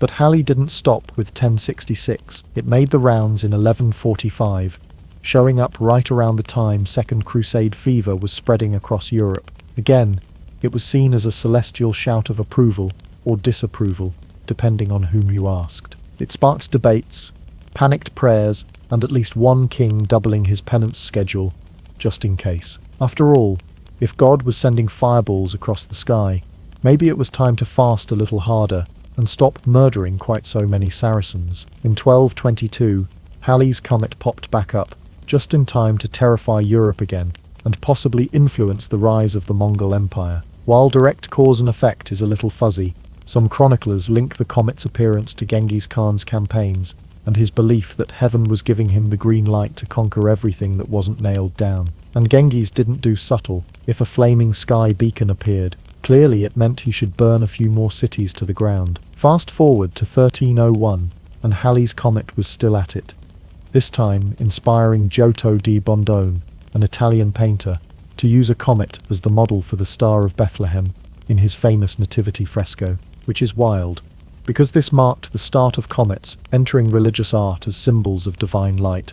Even though historically, people had been treating them like flaming eviction notices from God, by the time of its 1456 appearance, Halley's comet came with extra flair. It freaked out Pope Calixtus III so thoroughly that he ordered special prayers to ward it off. Some sources claim he excommunicated the comet, which is like giving a restraining order to a tornado. Whether or not the excommunication actually happened, the point remains, Europe was still in a committed, long-term toxic relationship with this celestial object. Halley's comet was the medieval version of a flaming Yelp reviewer who never left a positive comment. It always arrived unannounced, glared judgmentally across the sky, and left people scrambling to apologize for their sins, delay their coronations, or launch invasions they were only sort of ready for. It wasn't until Edmund Halley, the comet's namesake in the late 1600s, finally crunched the math to realize that this was the same comet returning again and again. Before that, each visit was treated as an entirely new apocalyptic telegram from the heavens. So while today we stare at Halley's comet through telescopes, snap photos, and write blog posts about it,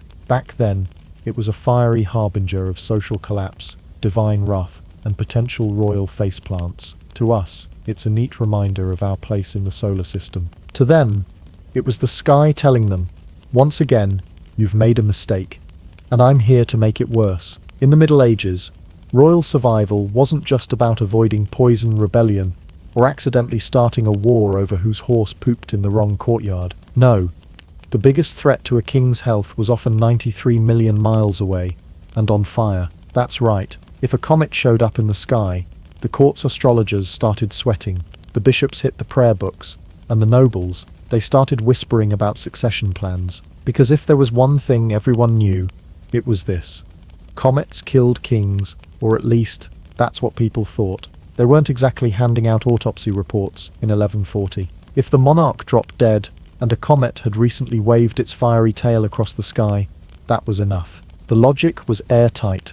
Big star equals sign big death. Never mind actual causes like illness or political assassination. If a monarch sneezed within 3 months of a comet sighting, people were already practicing their mourning faces. One of the most infamous examples is the death of King Henry I of England, a monarch who died in 1135, after, surprise surprise, a comet had appeared. Now, in reality, Henry died of a surfeit of lampreys, which is medieval speak for, he ate so many eels that his digestive system filed for resignation. But you try convincing the chroniclers of that. According to some records, it was obvious the comet had come as a divine Uber for the king's soul. The stars had signaled their intention. The king, clearly, had been cosmically scheduled to exit, and the fallout, a succession crisis that plunged England into a civil war known as the Anarchy. So, did the comet really kill Henry? No, but it did get a 5-star review from anyone looking for a scapegoat. Then there's Harold II, the last crowned Anglo-Saxon king of England. You remember him? He's the guy who, according to legend, got an arrow in the eye at the Battle of Hastings in 1066. But before the Normans showed up, before the battlefield chaos, and long before William the Conqueror got his new job title, a comet appeared, that same year. You can guess how that went. Contemporary observers saw the flaming star, and immediately started doom prepping. The Anglo-Saxon Chronicle flat out said it. A sign appeared in the sky, and King Harold's rule would not last long. That's a bold prophecy to make, until you realize they probably wrote that, after Harold was dead. Medieval chroniclers weren't big fans of accuracy, but they loved making history look like a celestial conspiracy. Post-facto omens were their bread and butter. In fact, many of these comet-related king deaths seem suspiciously neat. Monarch dies. Comet was recently in the sky. Done deal. It's as if the stars had a personal vendetta against anyone with a crown. The result? A long-running tradition of blaming the heavens for royal collapses, no matter how messy or mundane the real cause may have been. And let's not forget, Louis the Pious, Charlemagne's son. His reign was already rocky between rebellious sons, internal strife, and general chaos. The guy had a lot on his plate, and wouldn't you know it, a comet shows up. Not long after, so does a royal funeral. Coincidence? Probably. But try explaining that to 9 1st-century nobles who were already writing out his eulogy when the comet appeared. Comets were so firmly tied to monarchs that court astrologers became part-time grief counselors. If a comet showed up, they had to scramble to find someone important who was dying, had just died, or looked like they might keel over from a stiff breeze. That way, the sky made sense. It was about cosmic balance. Heaven never sent flaming symbols for no reason. It always had a VIP soul to collect. Sometimes, the fear of comets went a step further. Instead of just interpreting the comet after a death, rulers started panicking in advance. They'd cancel ceremonies, delay coronations, postpone military campaigns, all because a fireball showed up and started doing donuts over the palace. To us, it sounds like astrological anxiety. To them, it was strategic risk management. Of course, if a monarch happened to survive a comet sighting, no one asked too many questions. You simply moved the prophecy around. Oh, it wasn't his death, just his cousin's goat. Still counts. The flexibility of celestial interpretation was unmatched. It's the medieval version of always being right by changing your prediction after the fact. And let's not forget the public's role in all of this. The peasants didn't have access to court records, but they had ears. Rumors of comets meant rumors of royal death. Suddenly, everyone in the tavern had a cousin who heard from a guy who knows a monk that the king had coughed twice. In that environment, a comet was like a medieval tweet, viral, dramatic, and always misinterpreted. So next time you see Halley's comet, or any bright object tearing across the night sky, remember, in the Middle Ages, that same sight had queens fainting, court astrologers flipping through dusty scrolls, and nobles discreetly rehearsing their coronation speeches. The stars weren't just twinkling, they were judging, loudly. If you lived in the 14th century and woke up with a sore throat, there were only a few possibilities. 1. You had angered a local saint. 2. Your neighbor was a witch. Or 3. And this was the popular choice. A comet had recently farted poison into the sky, and you were now breathing celestial death mist. Welcome to the delightful world of miasma theory, where disease didn't come from germs, bacteria, or tiny rats with equally tiny fleas. Oh no. It came from bad air, and not just any bad air. Air that had been corrupted by fiery space objects, streaking across the heavens with all the subtlety of a cosmic whoopee cushion. To understand how this theory thrived, let's take a step back and appreciate just how little anyone understood about disease in the Middle Ages. Medicine at the time was a combination of herbs, hope, and a healthy fear of astrology. When people got sick en masse, they didn't look under microscopes. They looked up. If the sky had recently flared with a mysterious burning tail, well, that was the obvious culprit. Case closed. No lab results needed. Enter the comet of 1347. Most people today know that year as the start of the Black Death, the bubonic plague pandemic that wiped out somewhere between 75 and 200 million people across Europe, Asia, and North Africa. That's not just a bad year. That's a medieval apocalypse with fleas. But at the time, nobody blamed rodents or overcrowded cities or international trade. Instead, people stared at the comet that had appeared the year before and went, "Welp, there's your problem." According to popular belief, comets didn't just show up and look pretty. They released toxic vapors, or pestilential exhalations, into the upper atmosphere. These deathly sky burps then floated down to Earth, like invisible napalm, poisoning the air and the people who breathed it. The result? Coughing, swelling, boils, and enough mass death to make priests forget which funeral they were on. Doctors of the time, those brave souls in plague masks shaped like bird beaks, weren't much help. Many of them doubled as astrologers, and they confidently declared that the position of planets, stars, and comets all pointed toward one conclusion. The heavens were ticked off. One widely circulated treatise, written by the Paris medical faculty in 1348, specifically cited a conjunction of Saturn, Mars, and Jupiter in 1345 as the cause of the plague, essentially cosmic collusion. Add in a fiery comet from the previous year, and you had a perfect celestial recipe for misery. This belief wasn't fringe, it was mainstream science. Sky gas theory, as ridiculous as it sounds now, was the prevailing explanation for pandemics. The logic went like this. The heavens send fire. The fire poisons the air kills the people. Done. No need to investigate hygiene, water supplies, or that one ship from the east that just docked with half its crew foaming at the mouth. In fact, Comets were seen as long-distance biological weapons from God, or sometimes the devil, depending on your theological stance that week. They were blamed not just for the initial outbreak, but for new waves of plague that seemed to follow every fresh sighting. If a city managed to survive the first round, a second comet sighting would send people into panic mode all over again, as if the sky was personally keeping score. And the response? Well, it wasn't exactly scientific. Cities lit massive bonfires to cleanse the air. People walked around with bouquets of herbs shoved in their nostrils. Some wore charms, others flogged themselves in the streets to atone for mankind's sins, hoping a little bloodshed would make the comets go away. Spoiler, it didn't. One particularly grim idea was that the Earth itself was expelling its own noxious fumes in response to the comet's influence, like some giant planetary burp of doom. This theory was so pervasive that some towns tried digging trenches to let the bad vapors out, as if they were airing out a cosmic gym bag. Again, not effective. Even decades later, the superstition held strong. When the plague revisited Europe in the 17th century, people still pointed fingers at comets. One 1665 pamphlet blamed the Great Plague of London on a recent comet and the alignment of Mercury in a melancholy house. Because if Mercury feels sad, apparently, so do your lymph nodes. It's easy to laugh at these ideas now.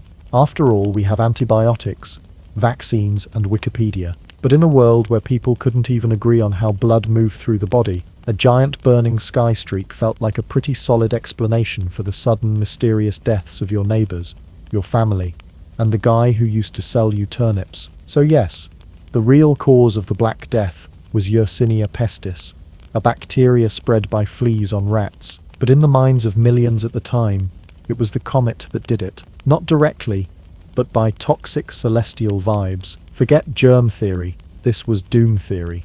Imagine this. You're a medieval villager who just looked up from your suspiciously grey cabbage to see a fiery streak tearing across the sky. Naturally, you panic, because you've heard the stories. Comets don't bring birthday parties, they bring divine rage. And where do you run in times of panic? Straight to the local church, of course, where the priest has already cleared his throat and is halfway through a fiery sermon titled, "Repent Now or Burn Later." Yes, comets in the Middle Ages weren't just cosmic phenomena. They were the church's ultimate marketing opportunity. Fire in the sky? That's not just astronomy, that's heaven shouting in capital letters. And the clergy were all too happy to translate the message. You're being punished. Give us your money. Also, stop sinning.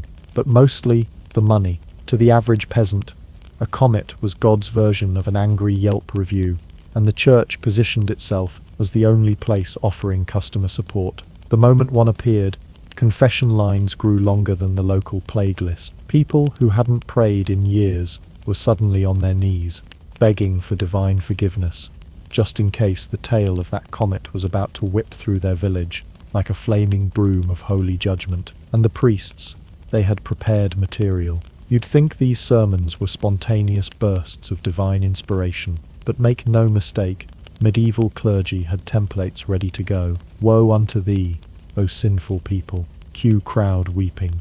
Thou hast angered the Lord with thy lust and sloth. Cue dramatic organ chord. This comet? Not a coincidence. It is a sign, a symbol, a sacred smite in the sky. Cue everyone passing around the collection basket. One can almost imagine the smug satisfaction of a village priest watching the comet blaze across the horizon, knowing tomorrow's sermon just wrote itself. Somewhere in the background, a monk was probably doodling a comet with angry eyebrows into the margins of a Bible. This wasn't just small-town drama either.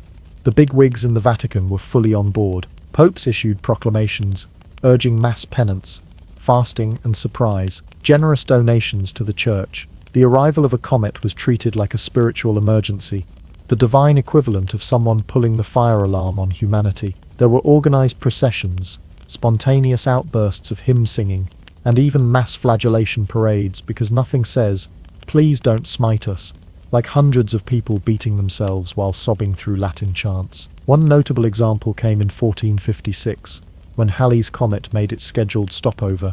Only this time, Europe was also terrified of the Ottoman Empire, which had just taken Constantinople. Two fears for the price of one. Pope Calixtus III reportedly went into full divine DEFCON mode. He issued a call to arms against the Turks and prayers against the comet, Some even claimed he excommunicated the comet itself, which, if true, would make it the only astronomical object in history to be threatened with eternal damnation. You have to admire the audacity of excommunicating a rock made of ice, traveling millions of miles through space. That's like yelling at a volcano to apologize. But beyond the theatrics, these sermons and proclamations served a deeper purpose. Social control, fear of divine punishment kept people in line. It justified crackdowns, taxes, and even wars. If the stars were angry, the church could frame itself as the only institution capable of negotiating a truce with heaven. It was the medieval equivalent of a hotline to customer service. Except the hold music was a Gregorian chant, and the answer was always repent harder. And it worked. Fear of comets led to spikes in tithing, surges in mass attendance, and renewed calls for moral reform. People gave up meat, abstained from fun, and blamed their neighbors for minor sins like wearing bright colors on feast days. The air became thick with guilt, incense, and mild panic. Clergy took full advantage of the mood. Entire campaigns of penance were launched. Comet crusades, in a sense, where the flames of the sky were used to stoke the fires of spiritual obedience. It wasn't uncommon for towns to organize comet days of atonement, featuring fasting, weeping, and very dramatic public declarations of faith, usually while someone waved a cross at the sky like it owed them money. And just in case the comet didn't bring instant death, the church had an explanation for that too. The prayers worked. You're welcome. If a disaster followed, they warned you. If nothing happened, it was proof the system was effective. Heads they win, tails you tithe.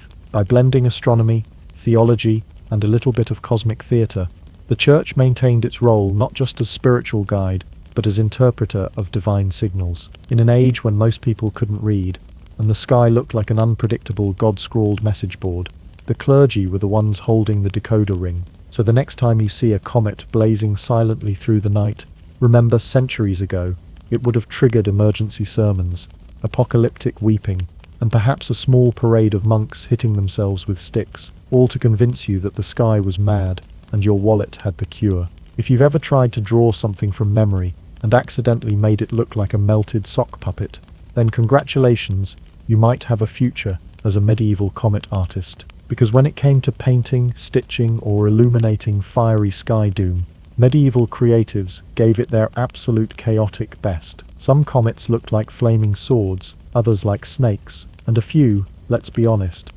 resembled something between a screaming turnip and a torch, with performance anxiety. In an age before telescopes, space probes, or high-res photography, the only way to visually record a comet was to stick it in a manuscript or slap it on a tapestry. And since most artists had never actually seen one up close, and were usually working from second-hand gossip and a chronic shortage of perspective, it's no wonder comet art became a spectacular genre of unintentional comedy. Let's begin with the celebrity sighting of the millennium. The 1066 appearance of Halley's comet, immortalized in the Bayeux Tapestry. This 70-meter-long embroidered chronicle of the Norman conquest features one of the most iconic comet depictions in medieval history. And how does this celestial omen appear? As a sort of fiery meatball with dreadlocks, hovering ominously above a group of panicking nobles. To be fair, for the 11th century, this was cutting-edge embroidery. The comet is stitched in gold thread, streaking across the panel with tiny stitched hands pointing at it in abject horror. The caption above reads, Isti mirant stella, Latin for these men marvel at the star, which is a polite way of saying, these guys are totally losing it. One of the men even appears to be reporting the comet to the king like it's a workplace hazard. You can practically hear the medieval HR complaint. Sire, the sky's on fire again. But it wasn't just tapestries, illuminated manuscripts, those richly decorated, painstakingly hand-painted books made by monks with more patience than caffeine were full of comet sightings, especially in apocalyptic texts, where any excuse to panic, artistically, was welcome. In these books, comets were often portrayed as heaven's flamethrowers, diving toward Earth, like they'd just been told they were late for the end of the world. Some manuscripts show comets raining sparks, lighting up skies over doomed cities. Others depict them as angry serpents slithering through the heavens, spewing fire and trailing tails, like they'd just eaten a bonfire. A few were drawn so abstractly that they resembled flaming carrots or celestial noodles on a mission of wrath. Medieval art wasn't always interested in accuracy. It was about the vibes, and the vibe was almost always, "We're doomed." Religious symbolism also played a huge part. Comets in art were never just background decoration. They were theological highlighters, divine exclamation marks, signaling judgment, wrath, or the beginning of the apocalypse. In some depictions of the Book of Revelation, a star falling from heaven is clearly meant to represent a comet, usually crashing into the earth, like the world's most dramatic special effect. Artists gave these comets huge flaming tails, and often painted angels nearby, either watching solemnly or panicking like heavenly fire marshals. But not all comet art was confined to Bibles and battle tapestries. Sometimes they appeared in political art, especially when someone needed to spin a comet appearance to their advantage. Did a rival king die after a comet? Excellent.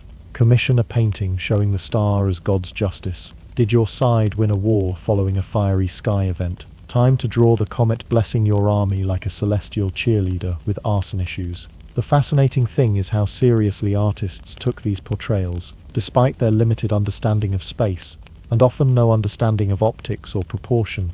They tried their best to capture the fear and grandeur of a comet. Even when the comet looked more like a flaming spaghetti noodle, the intent was clear. This was not a twinkle. This was divine judgment in visual form. Occasionally, comet images were even added to older manuscripts after the fact. A scribe might return to a book of history or prophecy and sneak in a comet image just to update the page, as if to say, "Hey, remember when the sky nearly exploded and we all cried? Just thought I'd doodle that in." These little flaming additions would sit beside kings, popes, cities, or armies, small but loud reminders that heaven had opinions, and it wasn't afraid to use a flare gun. What's remarkable is that even with all the inconsistencies and artistic liberties, medieval comet art still conveys something universal: awe, terror, and the deep human instinct to make sense of chaos. These depictions weren't scientific diagrams. They were emotional time capsules. Each flaming swirl of gold or ink represented someone looking up, heart pounding, wondering if this was the end, and then picking up a needle or a brush to say, "This is how it felt." So next time you're scrolling past a grainy photo of a modern comet on social media, remember that someone 900 years ago was weaving that same comet into fabric or drawing it with trembling fingers, convinced they were sketching the beginning of the end. In the Middle Ages, if you were a king, queen, or someone with enough land to trip over, your biggest fear wasn't assassination, rebellion, or an overcooked boar at the feast. No, your greatest threat came from above. A flaming sky noodle that dared to appear uninvited. Because when a comet lit up the heavens, nobles across Europe dropped their goblets, cancelled their coronations, and began whispering things like, "Should we still invade Burgundy? Or is Mercury feeling moody again?" to the medieval elite. Astrology wasn't a sideshow or an entertaining diversion for dinner parties. It was state policy. The same way modern governments check economic forecasts or intelligence reports, medieval courts checked the sky. And if the stars didn't like your plans, you didn't just risk failure, you risked divine disapproval, which was far worse than bad press. It was believed to be lethal. Royal courts had official astrologers. Yes, that was a real job title, whose duties included star watching, chart reading, and gently reminding their employers that the heavens might currently hate them. These astrologers often held more sway than military advisors. After all, if your general told you the battlefield was muddy, you might shrug. But if your astrologer told you that Jupiter was in a combust house and a comet had appeared in Leo, you would lock yourself in the throne room and refuse to sign a treaty until Saturn calmed down. Take King Charles V of France, for example, nicknamed Charles the Wise. Though likely not by his astrologers, he was known to consult the stars for major decisions, including military campaigns and diplomatic negotiations. Before launching any significant move, he'd check with his court astrologer to make sure the cosmos were in alignment. And if they weren't, delay the march, cancel the ceremony, maybe sacrifice a goat or two. Standard rescheduling protocols for heavenly disapproval. But this wasn't just a French thing. Across the Channel, English kings were just as paranoid. Edward II reportedly refused to attend major public events if astrologers warned of impending doom. Even something as routine as a public procession might be postponed for days if Mars looked cross-eyed. You can imagine the herald. His Majesty regrets to inform you that your knighting ceremony will be delayed due to Saturn-related anxieties. Marriage negotiations, too, were hostage to the stars. Did the young princess seem healthy? Was the alliance politically sound? That didn't matter nearly as much as whether a comet had appeared in her zodiac sign. If so, better stall the wedding? Or worse, cancel it and pretend it had always been a bad idea. After all, nobody wanted to explain to future historians that their dynasty collapsed because someone ignored a cosmic warning that looked like a glowing spaghetti noodle on fire. Some nobles even made military decisions based on celestial sightings. The appearance of a comet could halt an army mid-march, send fleets back to port, or trigger sudden peace talks no one asked for. Medieval commanders feared that if they ignored a bad omen, the heavens might ensure they lost. And with medieval medicine what it was, losing often meant dying very creatively. One infamous tale involves Ladislaus the Posthumous, a young king of Hungary and Bohemia in the 15th century. When a comet appeared during his short reign, the court astrologers panicked, warning that it spelled doom for the monarchy. A few months later, the king suddenly died, likely from poisoning, but the comet got all the blame, as usual. The stars must have had an excellent PR team. Meanwhile, Emperor Sigismund of the Holy Roman Empire reportedly carried around an astrologer like a royal, emotional support wizard. Before treaties, parliaments or battle plans, he would demand a full celestial report, sort of like checking the weather, but with more Latin and sweating. There's even evidence that when one particularly ominous comet appeared, Sigismund suspended several reforms, citing heavenly uncertainty. Translation: I'll fix the empire, unless the stars cancel my to-do list. All of this meant that court life was eternally on standby. Imagine trying to run a kingdom where every decision might get vetoed by a flaming sky smear. Coronations were delayed, wars were postponed. In some cases, treaties fell apart because both sides' astrologers refused to agree on whether the current moon phase would result in divine wrath or heavenly high fives. Of course, astrologers didn't always agree. One might say, this comet spells victory, while another would argue, actually, it spells syphilis and bad luck. This led to the amusing scenario of noblemen shopping around for astrologers the way people now shop for second opinions on car repairs. Tell me again why the stars don't want me to marry into the Habsburgs. Still, even the most skeptical monarchs couldn't afford to ignore a flaming omen,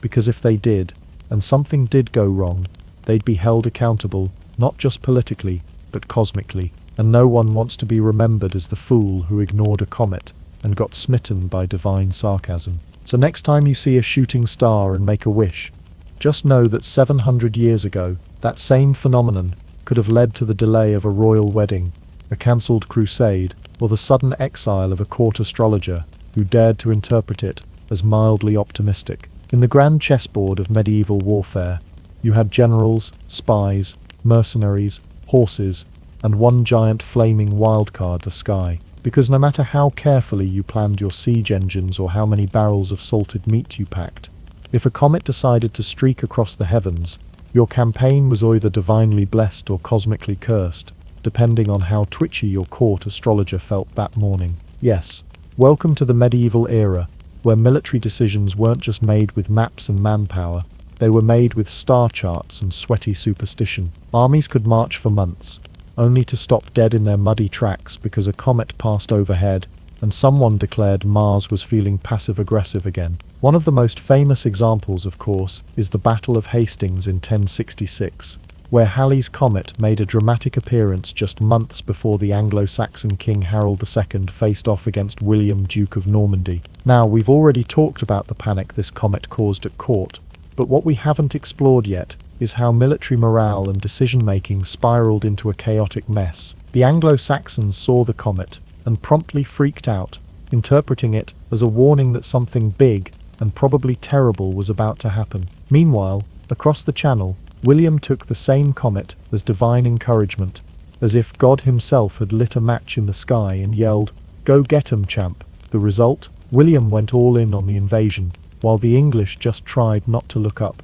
This pattern repeated throughout history. During the late 14th century, Tamerlane, aka that guy who conquered half of Asia on a bad temper and a good horse, reportedly timed several campaigns around omens and celestial events, including comets. His astrologers were like military advisors with star maps instead of swords. If the heavens looked hostile, Tamer would delay his campaign. If the stars aligned, and a comet flared just right, he took it as a green light to trample a few more cities. Whether this was genuine belief or tactical superstition doesn't really matter. What matters is that entire battles hinged on what the sky decided to wear that evening. And it wasn't just Eastern conquerors or medieval kings. In 1472, during a major European comet sighting, several planned skirmishes in the Holy Roman Empire were abruptly called off. Why? Because nobles on both sides were convinced the comet meant God disapproved of violence that week. That's right.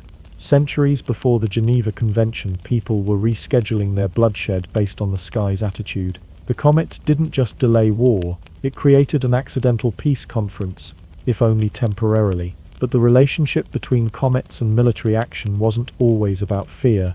It was also about manipulation. Clever leaders sometimes used comet sightings as propaganda tools, spinning the appearance of a fiery skytail into a sign that they alone had heaven's backing. If a comet showed up before a battle and the commander won, well, clearly that's divine validation. If they lost, the comet was obviously meant for the other guy. Easy. In fact, one late medieval Spanish king was so paranoid about a comet predicting his death that he postponed a planned campaign against the Moors, cancelled 3 weddings, and reportedly slept in a church for 2 weeks. Did it work? Not really. He still died of natural causes, no less.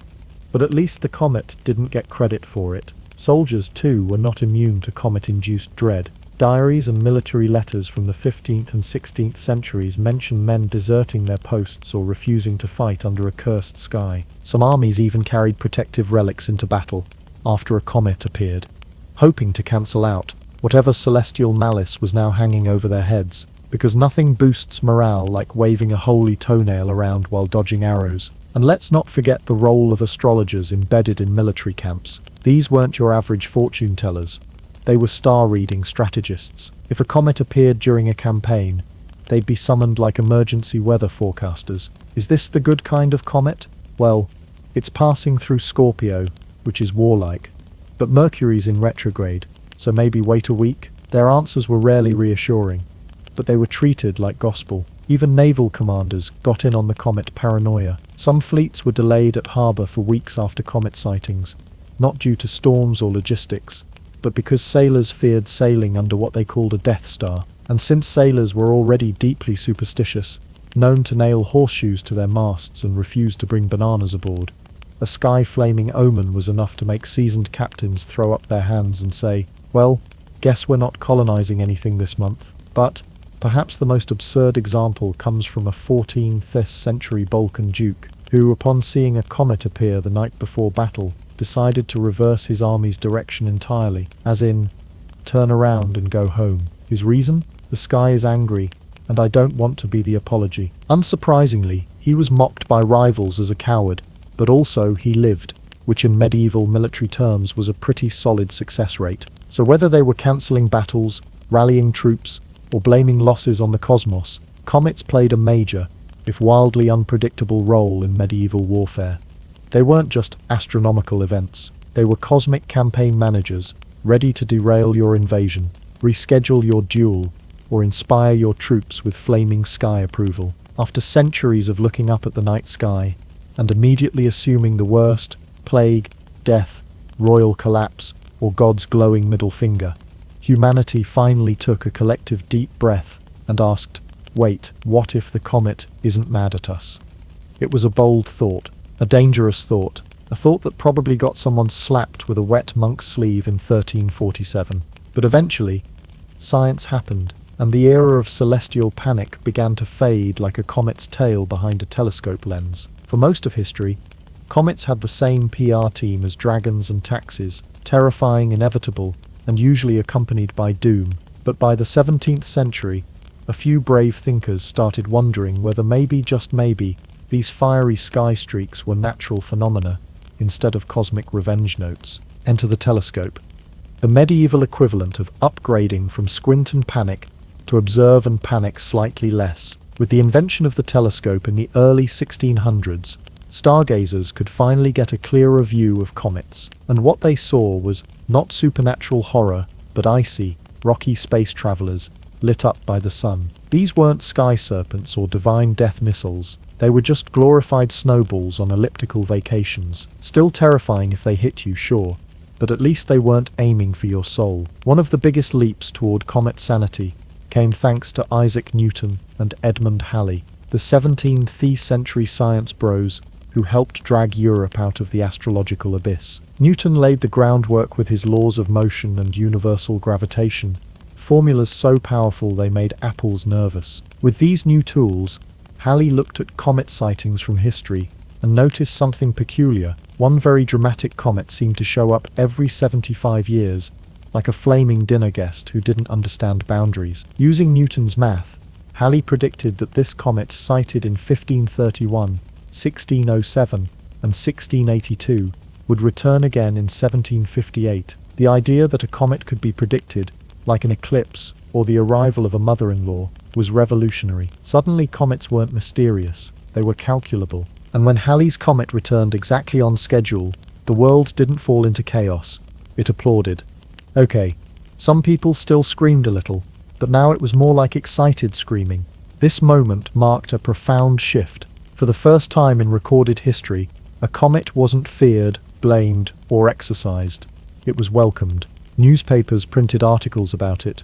Telescopes were pointed at it with scientific curiosity instead of trembling dread. Artists still painted it, of course, but now it was less flaming apocalypse and more celestial celebrity sighting. And with that, the divorce between astronomy and astrology began in earnest. Up until this point, they had been awkward roommates, one studying actual stars, the other blaming them for Aunt Mildred's gout. But now, the gap widened. Astronomy became a science of measurement, math, and wonder. Astrology, it kept selling vague predictions and decorative charts, but it no longer got invited to serious comet discussions. Thanks to thinkers like Halley, Newton, and Tycho Brahe, who once measured the heavens with his eyes and a mustache of ambition, the world began to realize that the sky wasn't trying to kill us, it was just doing its thing. Comets had orbits, they followed paths, they could be expected and explained. It was like discovering that the neighbor who always yells at clouds is actually just yelling at a very large, punctual bird.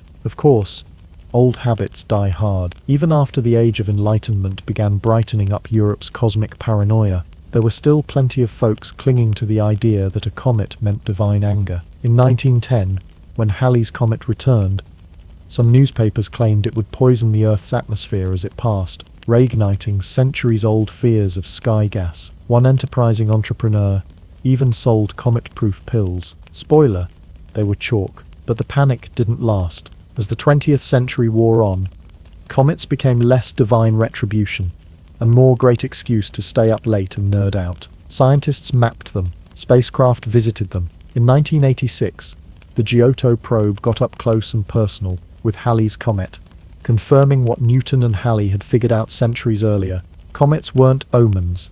They were space leftovers. Leftovers with a flair for dramatic entrances. Today, we watch comets not with fear, but with fascination. We track their paths, name them affectionately, and take blurry smartphone photos, like proud interstellar paparazzi. We no longer blame them for plagues, royal deaths, or losing our keys. Instead, we celebrate them as cosmic reminders of how far we've come, from screaming at the sky to understanding it. So next time you see a comet, whether it's streaking across the night or just popping up in your newsfeed, remember that it once caused kingdoms to tremble, armies to retreat, and peasants to sacrifice livestock. Now, it just gives us a reason to go outside and look up with awe instead of dread, because it turns out, comets weren't out to get us after all.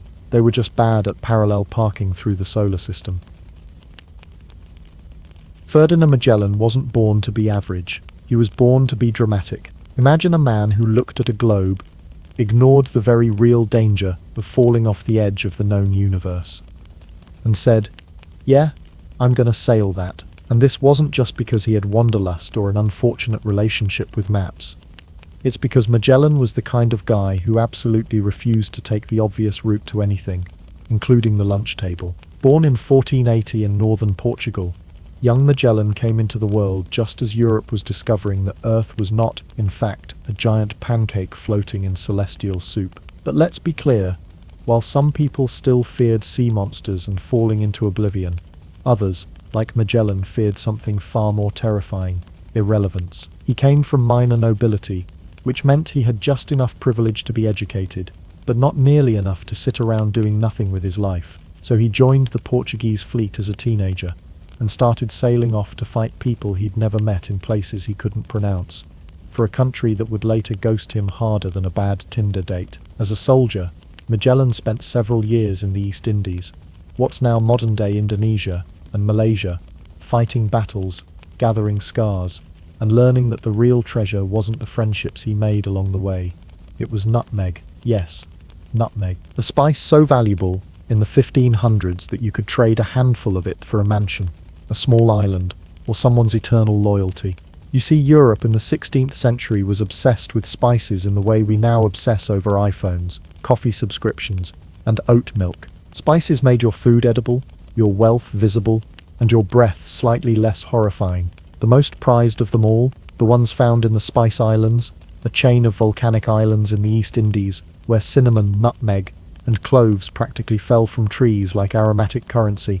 These islands were the Bitcoin of the 1500s, except instead of being mined by computers, they were fought over by empires and explored by men who were slightly too confident for their own good. Magellan saw the fortune waiting in those islands and thought, why are we going east when I could go west all the way around the planet?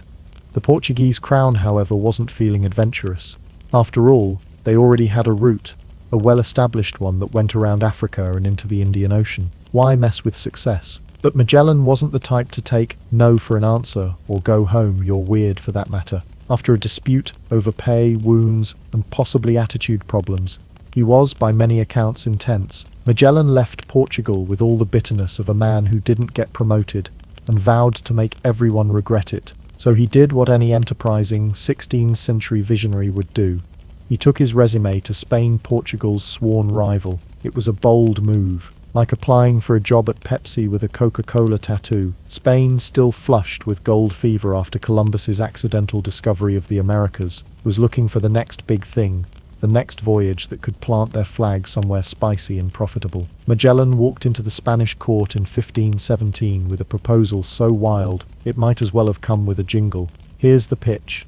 I'll sail west through unknown seas, find a way to the Spice Islands without crossing Portuguese territory, and come back rich, famous, and hopefully alive. He had no maps, no social proof, and definitely no PowerPoint. Just a globe, a stubborn chin, and a firm belief that the Earth was round enough to justify this nonsense. And Spain said yes. Why? Because they were Spain in the 1500s, and Spain in the 1500s had two hobbies: collecting gold and annoying Portugal. Magellan offered them both. The deal was struck. He was granted 5 ships, a multinational crew, many of whom could barely agree on a common language, much less a common goal, and enough supplies to make at least 3 catastrophic mistakes before reaching land. He was also promised a hefty cut of the profits, governorship over any new territories he found, and probably a good shot at historical fame, if he didn't die first. But Magellan wasn't thinking about death. He was thinking legacy, spice, glory, and maybe rubbing his success in the Portuguese king's face at some future awkward reunion. This wasn't just an expedition, this was a revenge voyage wrapped in ambition. Soaked in salt water and sprinkled with enough nutmeg to kill a horse. What he didn't know, what no one knew, was just how long, brutal, and surreal that journey would be, because the world was bigger than they thought. The oceans were more treacherous, and comically enough, he wouldn't even make it all the way around. In September 1519, 5 ships slipped out of the Spanish port of Sanlúcar de Barrameda and into the Atlantic with the subtlety of a guy shouting, "I'm totally not going to steal all the spices," while holding a suspiciously empty spice rack. Their commander, Ferdinand Magellan, who had just convinced Spain to fund a mission that was half global navigation, half personal vendetta, and fully a recipe for mutiny. The ships were named the Trinidad Magellan's flagship, San Antonio, Concepcion, Victoria, and Santiago. Sounds poetic, right? 5 graceful vessels heading into the unknown, full of courage and curiosity. Yeah, except in reality, the fleet was more like a floating HR nightmare. Imagine packing nearly 270 men from different countries, with different ranks, religious views, regional accents, and vastly different ideas of what teamwork means, then sticking them in cramped, creaky wooden death traps for a trip that might take years. Oh, and none of them had ever tried to sail west to Asia before. What could possibly go wrong? The crew roster looked like the opening credits of a tragic sitcom. You had Spaniards, Portuguese, Italians, Flemish mercenaries, and even a couple of guys from Greece and England thrown in just to spice up the arguments. Most of them were sailors, soldiers, or convicts hoping for gold, glory, or early parole. Many didn't trust each other. Most didn't trust Magellan. And Magellan? He barely trusted anyone. This was partly because Magellan was Portuguese, leading a Spanish fleet. That alone was enough to raise eyebrows and blood pressure. The Spanish officers resented taking orders from a foreign interloper, and Magellan, fueled by righteous pride and probably a touch of "I'll show you all" energy, made things worse by being a total control freak. For starters, he didn't allow any non-Portuguese speakers to speak Portuguese on board. That may sound petty, but it was also a tactical move. He wanted to keep control of communication, especially among his loyal inner circle, most of whom were fellow Portuguese exiles and defectors. Spanish officers saw this as secret plotting. Magellan saw it as essential risk management. Everyone else saw it as deeply unhelpful when you're trying to keep morale from plummeting into the bilge water. And then there was the voyage itself. Let's talk about navigation for a moment. Magellan's big plan was to sail west to reach the east, because that worked out so well for Columbus, right? But here's the catch. No one actually knew how far west the east was. Maps were more wishful thinking than science, and no one had a clue just how wide the Pacific Ocean really was. One of the few surviving charts just sort of stops halfway across the page, as if the cartographer gave up and said, "Hey, you'll figure it out." This meant that from day one the fleet was flying blind, and it didn't take long before the men realized they weren't just sailing into the unknown. They were stumbling into it, seasick, short-tempered, and suspicious of their fearless leader, who refused to explain much beyond just "trust me." Supplies were another problem. Rations were calculated based on optimistic timelines, which is sailor speak for hope we find land before the mold grows legs. Fresh water spoiled, salted meat went bad, the bread turned into rock. At one point, they were probably closer to eating their belts than they'd like to admit. And let's not forget the general hygiene situation. Imagine sharing a wooden box with 50 other men, no showers, and 16th century dental care. Magellan may have wanted to reach the Spice Islands, but you can bet none of his men smelled like nutmeg. Still, despite the chaos, the first leg of the voyage made reasonable progress down the coast of West Africa, across the Atlantic, and into South America. The ships anchored near Brazil, where crew morale briefly improved, thanks to tropical fruit, warm weather, and local women, who were probably more surprised than impressed. But soon, it was back to the high seas, and that's when the tension began to boil over, like a pot of bad stew. Why? Because Magellan kept his cards close, too close. He didn't tell the crew exactly where they were going, or what the long-term plan was. And when sailors are stuck in a floating wooden coffin with nothing but waves and salted cod, they tend to get imaginative. Whispers of mutiny started early. Who was this guy? Really? Was he sailing them into oblivion? Was this some elaborate Portuguese trap to sabotage Spanish interests? Was there really a westward route to Asia? Meanwhile, Magellan paced the deck like a man possessed. He studied the stars, barked orders, and tried to maintain order with a leadership style best described as charismatic despot with bonus side-eye. When tensions flared between captains of different ships, he resolved it by simply pulling rank. When arguments broke out over rations, he doubled down on discipline. If there were personality quizzes back then, Magellan would have scored cautiously paranoid with a sprinkle of looming god complex. But say what you will, he got results. The fleet survived the Atlantic. The men hadn't mutinied yet, and Magellan was just getting started, because ahead lay the mysterious Southern Passage, the key to the other side of the world. And if you thought 5 ships with trust issues were bad on open water, wait until they're freezing, lost, and stabbing each other with spoons in South America. By the time Magellan and his fleet reached the bleak, freezing coasts of Patagonia, Atty hey, the you've got to be kidding me. End of South America, things aboard the ships had gone from mildly tense to one missed meal away from full-blown Game of Thrones. Supplies were low, tempers were shorter than a sailor's bath schedule, and the weather was giving everyone the emotional range of a wet potato. But the real storm wasn't in the sky, it was in the crew. At this point, Magellan's leadership style had fully evolved into benevolent tyrant with homicidal undertones. He communicated sparingly, trusted almost no one, and ran the fleet like a man trying to outstare death itself. His charisma was undeniable. Unfortunately, so was his tendency to handle disagreements with rope, steel, and just a pinch of theatrical dread. The fleet had been stuck in what we now call Argentina, waiting out the winter in a place known as Puerto San Julian, which loosely translates to, "Sorry, you're not leaving anytime soon." It was April 1520, freezing cold, and morale had plunged deep enough to bump into ancient sea monsters. The men were miserable, underfed, underpaid, and increasingly convinced that Magellan was sailing them to doom, or at the very least, to somewhere that didn't include treasure, women, or competent leadership. Now remember, many of the other ship captains were Spanish nobles, and as far as they were concerned, Magellan was just some Portuguese upstart with a smug beard and a questionable god complex.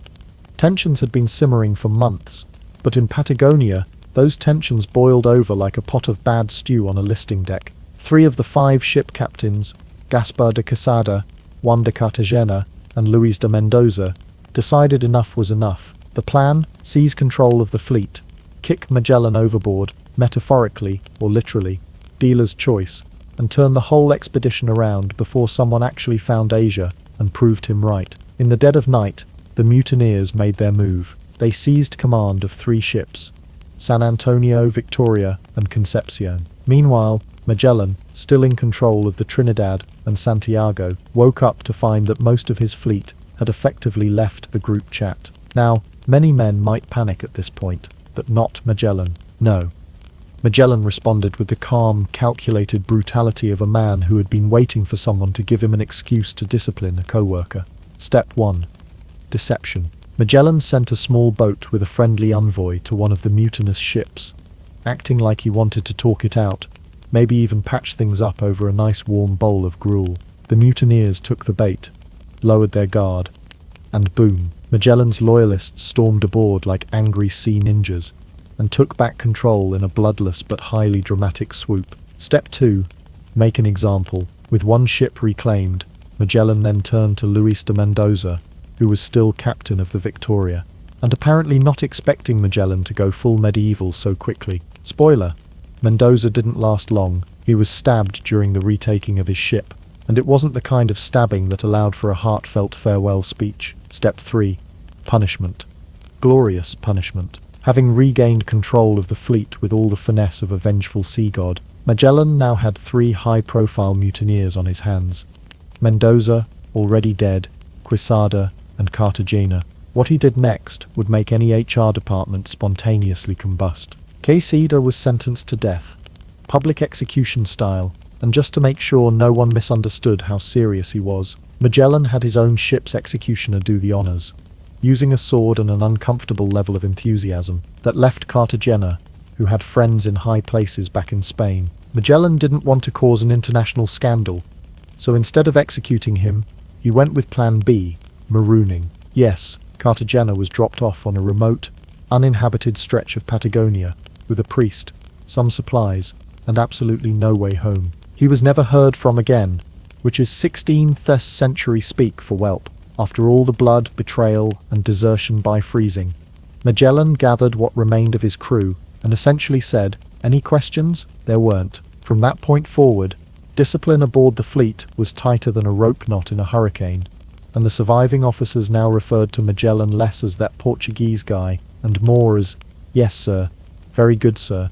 Would you like my ration of beans, sir?" The post-mutiny dinners? Quiet. The crew? Extra obedient. The atmosphere? Uncomfortably polite. Because once you've seen your co-worker beheaded for bad attitude, you start thinking twice before grumbling about the porridge. But while Magellan had crushed the rebellion with impressive force and just a smidge of sadism, The deeper issue hadn't gone away. He still had a crew that didn't fully trust him, and an ocean of unknowns ahead. What lay beyond South America? Was there even a way through? Would any of them survive the voyage? They didn't know yet. But one thing was clear. Magellan was not a man to be trifled with. He had survived mutiny, kept the fleet intact, and sent a clear message: follow me or follow Mendoza to the afterlife. After dealing with mutiny, murder, and the kind of workplace drama that makes modern office look like a kindergarten nap time, Magellan and his deeply traumatized crew turned their eyes to the map, or more accurately, the vague artistic interpretation of what people thought the Earth looked like.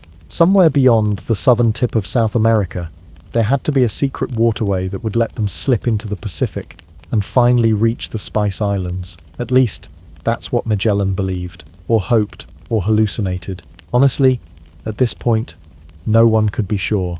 The idea of a western sea route to Asia had been kicking around in explorers' heads for years, but nobody had ever found one. Why? Because the southern edge of South America is a frozen labyrinth of fjords, dead ends, and places penguins fear to tread. It's the kind of landscape that inspires people to either turn back or invent entirely new swear words. But Magellan, he saw all that cold, windy danger and said, "Yes, let's go camping." It was October 1520, when the fleet stumbled into a promising-looking inlet. They didn't know it at the time, but this was the entrance to what we now call the Strait of Magellan, a 350-mile serpentine stretch of freezing water, jagged cliffs, sudden squalls, and zero exit signs. If Magellan had been hoping for a nice, clean shortcut to Asia, this was not it. This was more like a wet obstacle course, designed by a vengeful sea god. Navigation was immediately a nightmare.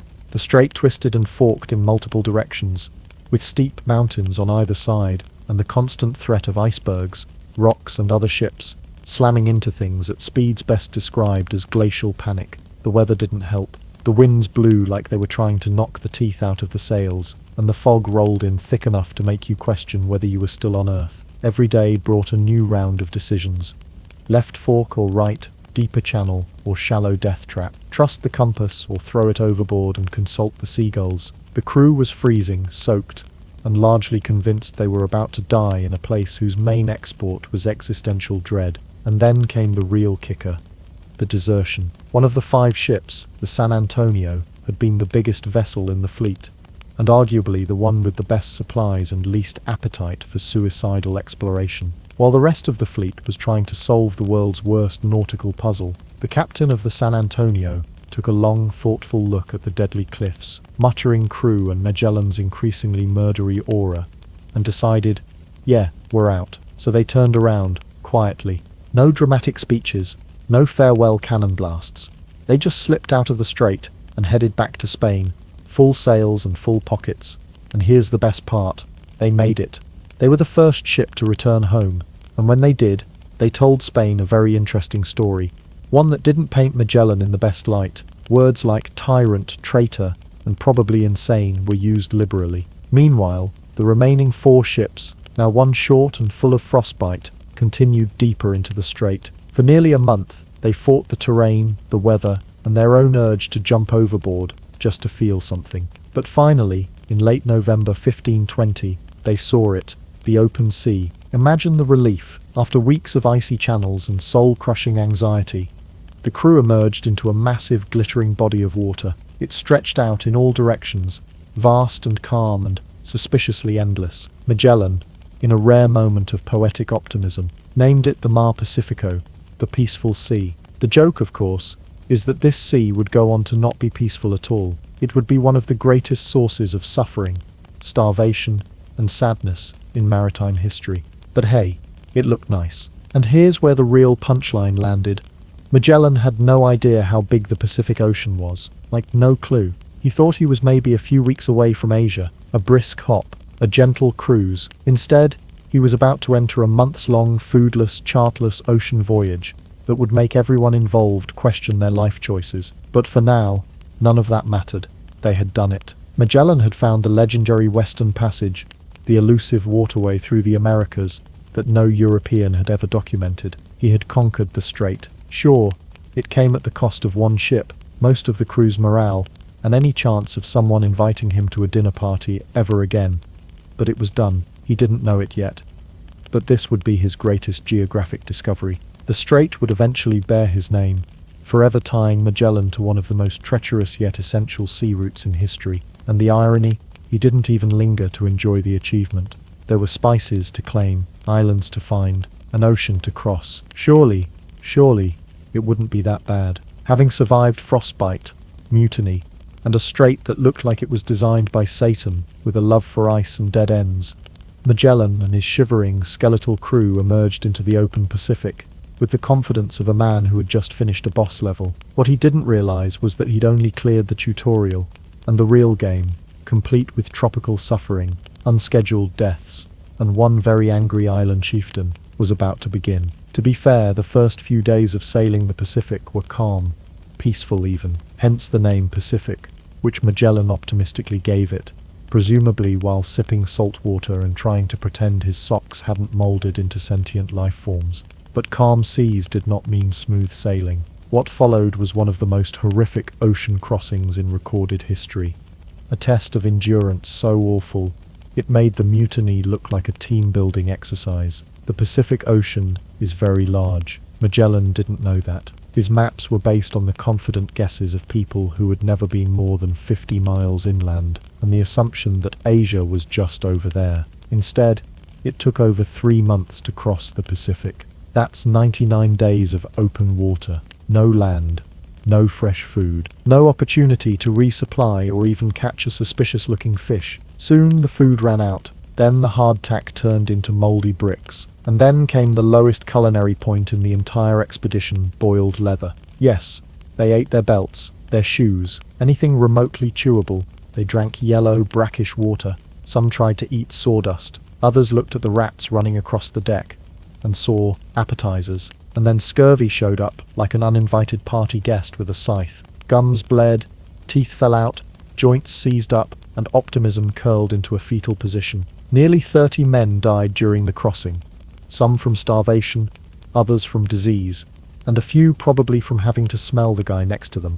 But at last, finally on March 6th, 1521, the surviving ships stumbled upon the Mariana Islands. Land. Real, solid land that wasn't covered in frost or nightmares. They met the Chamorro people, who, depending on the source, either welcomed them or took their stuff. Either way, Magellan called the islands Las Islas de los Ladrones, the islands of thieves, because when you're starving and hallucinating, everything looks like someone else's fault. Shortly after, the fleet reached the Philippines, a lush, sprawling archipelago full of resources, trade routes, and importantly for Magellan, people to impress. At this point, Magellan shifted into full-on missionary mode. He wasn't just an explorer now, he was a conquistador with a Bible, determined to spread Christianity and Spanish influence across the islands, like a man who knew his resume needed more bullet points. He struck up an alliance with a local ruler named Raja Humabon on the island of Cebu. Gifts were exchanged, baptisms were held, locals were converted, at sword point, or out of curiosity, depending on your interpretation. Things were going well. Magellan was feeling powerful, maybe too powerful, because then he made a mistake that would end his journey and his life. He got involved in someone else's war. About 20 miles away on the island of Mactan, a chieftain named Lapu Lapu was not in the mood to convert, bow, or throw a welcome party. Magellan, ever the overconfident overachiever, decided to use him as an example. Show the other islanders what happened when you said no to Spain, Jesus, and spicy trade alliances. So on April 27th, 1521, Magellan landed on Mactan with 49 armed men, convinced that his guns, armor, and divine right would be enough to scare the locals into submission. Spoiler, it was not. Lapu Lapu's warriors, numbering several hundred, met them on the beach, and they were not impressed. They didn't have steel armor, but they had spears, agility, and the home field advantage. Magellan's crew tried to wade through shallow water to reach them, but the tide slowed them down. Their armor weighed them down. Their muskets took ages to reload.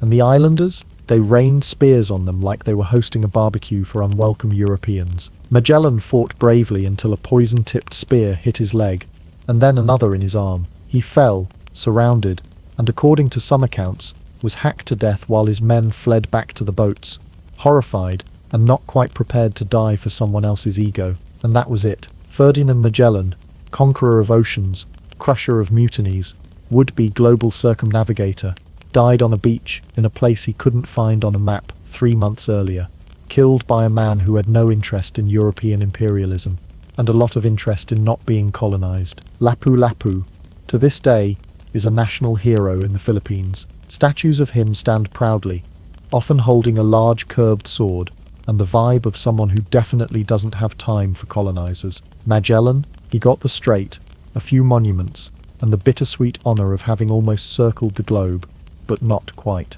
The expedition was now leaderless, broken, scattered, but it wasn't over yet, because somehow there were still a few sailors left with enough strength, madness, and navigational guesswork to finish what Magellan started. When Ferdinand Magellan was cut down on the shores of Mactan by warriors who had absolutely no interest in being colonized, his expedition should have ended right there, with a dramatic, bloody asterisk. But here's the thing about maritime epics. Sometimes they don't end with the hero. Sometimes they end with a sunburned backup captain, a battered ship held together with salt and prayers, and a final chapter that smells like dead fish and accidental glory. Enter Juan Sebastián Elcano, a Spanish navigator who had previously kept a low profile, perhaps wisely, during Magellan's many detours, executions, and overconfident landings. When Magellan died, command didn't transfer smoothly. In fact, it resembled a corporate merger during a fire drill. Several leaders rose and fell in quick succession, some through illness, others through bad decisions, and at least one just disappeared. Eventually, Elcano emerged as the last man standing who could sail, command, and complete a sentence without suggesting they invade another island. Practical, pragmatic, and blessedly uninterested in converting strangers at sword point, Elcano had one clear goal: get home with the spice, alive, if possible. Now, remember, they started this adventure with 5 ships and about 270 men. By the time Elcano took the helm, they were down to 2 ships, the Victoria and the Trinidad. The Trinidad tried to make its way back eastward toward New Spain, modern Mexico, but between storms, ship rot, and Portuguese hostility, it ended up detained and wrecked. Its few survivors were captured, interrogated, and possibly treated to the worst customer service Portugal had to offer. So that left just one ship, the Victoria, the maritime equivalent of a shopping cart with a wobbly wheel, loaded with a few sacks of cloves, several exhausted sailors, and enough scurvy to qualify as its own crew member. With only 18 men left who were healthy enough to stand, and even that's generous, Elcano made the decision to keep sailing west, essentially completing the world's first circumnavigation in the most dramatic U-turn in history. They crossed the Indian Ocean. They dodged Portuguese patrols near Africa,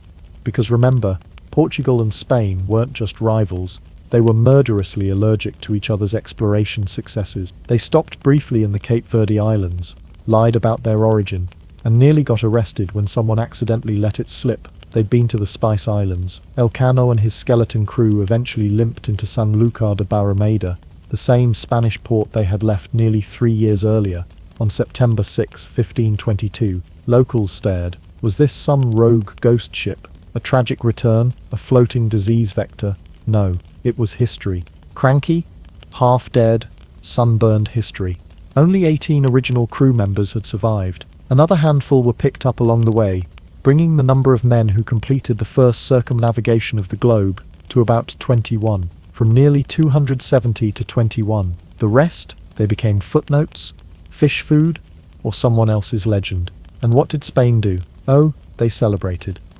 Sort of. At first, Elcano and his ragged survivors were hailed as heroes. They had accomplished something no one had ever done, proved the world could be circumnavigated. They brought back valuable spices, enough cloves, nutmeg and cinnamon to almost make the whole trip financially worthwhile. Almost. King Charles I met with Elcano personally, gave him a coat of arms, a pension, and the right to put a globe with the words, Primus circumdiadisti me. You first encircled me on his family crest, which, let's be honest, is a pretty cool reward for not dying.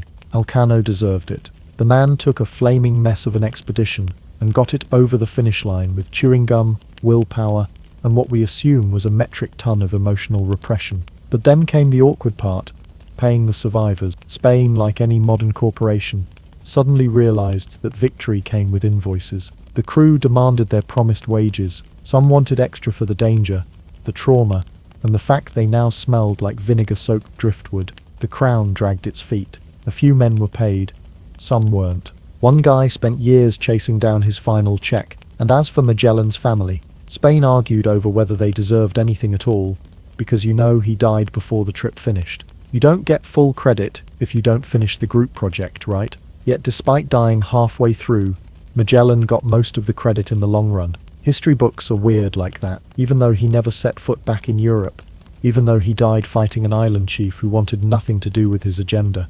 Magellan's name was the one slapped on the voyage, the strait, and the story. Elcano got a statue, a few stamps, a shrug from the history department, but Magellan got the legacy, the drama, the myth, which honestly is poetic in its own frustrating way. Because Magellan wasn't just an explorer, he was a symbol of ambition, ego, and bold insanity. He didn't complete the journey, but without his stubborn, occasionally homicidal vision, no one would have started it. And as for the men who did make it home, they went back to Spain, tried to reintegrate into normal life, and probably spent the rest of their days explaining to confused villagers why they kept flinching every time they saw a coconut.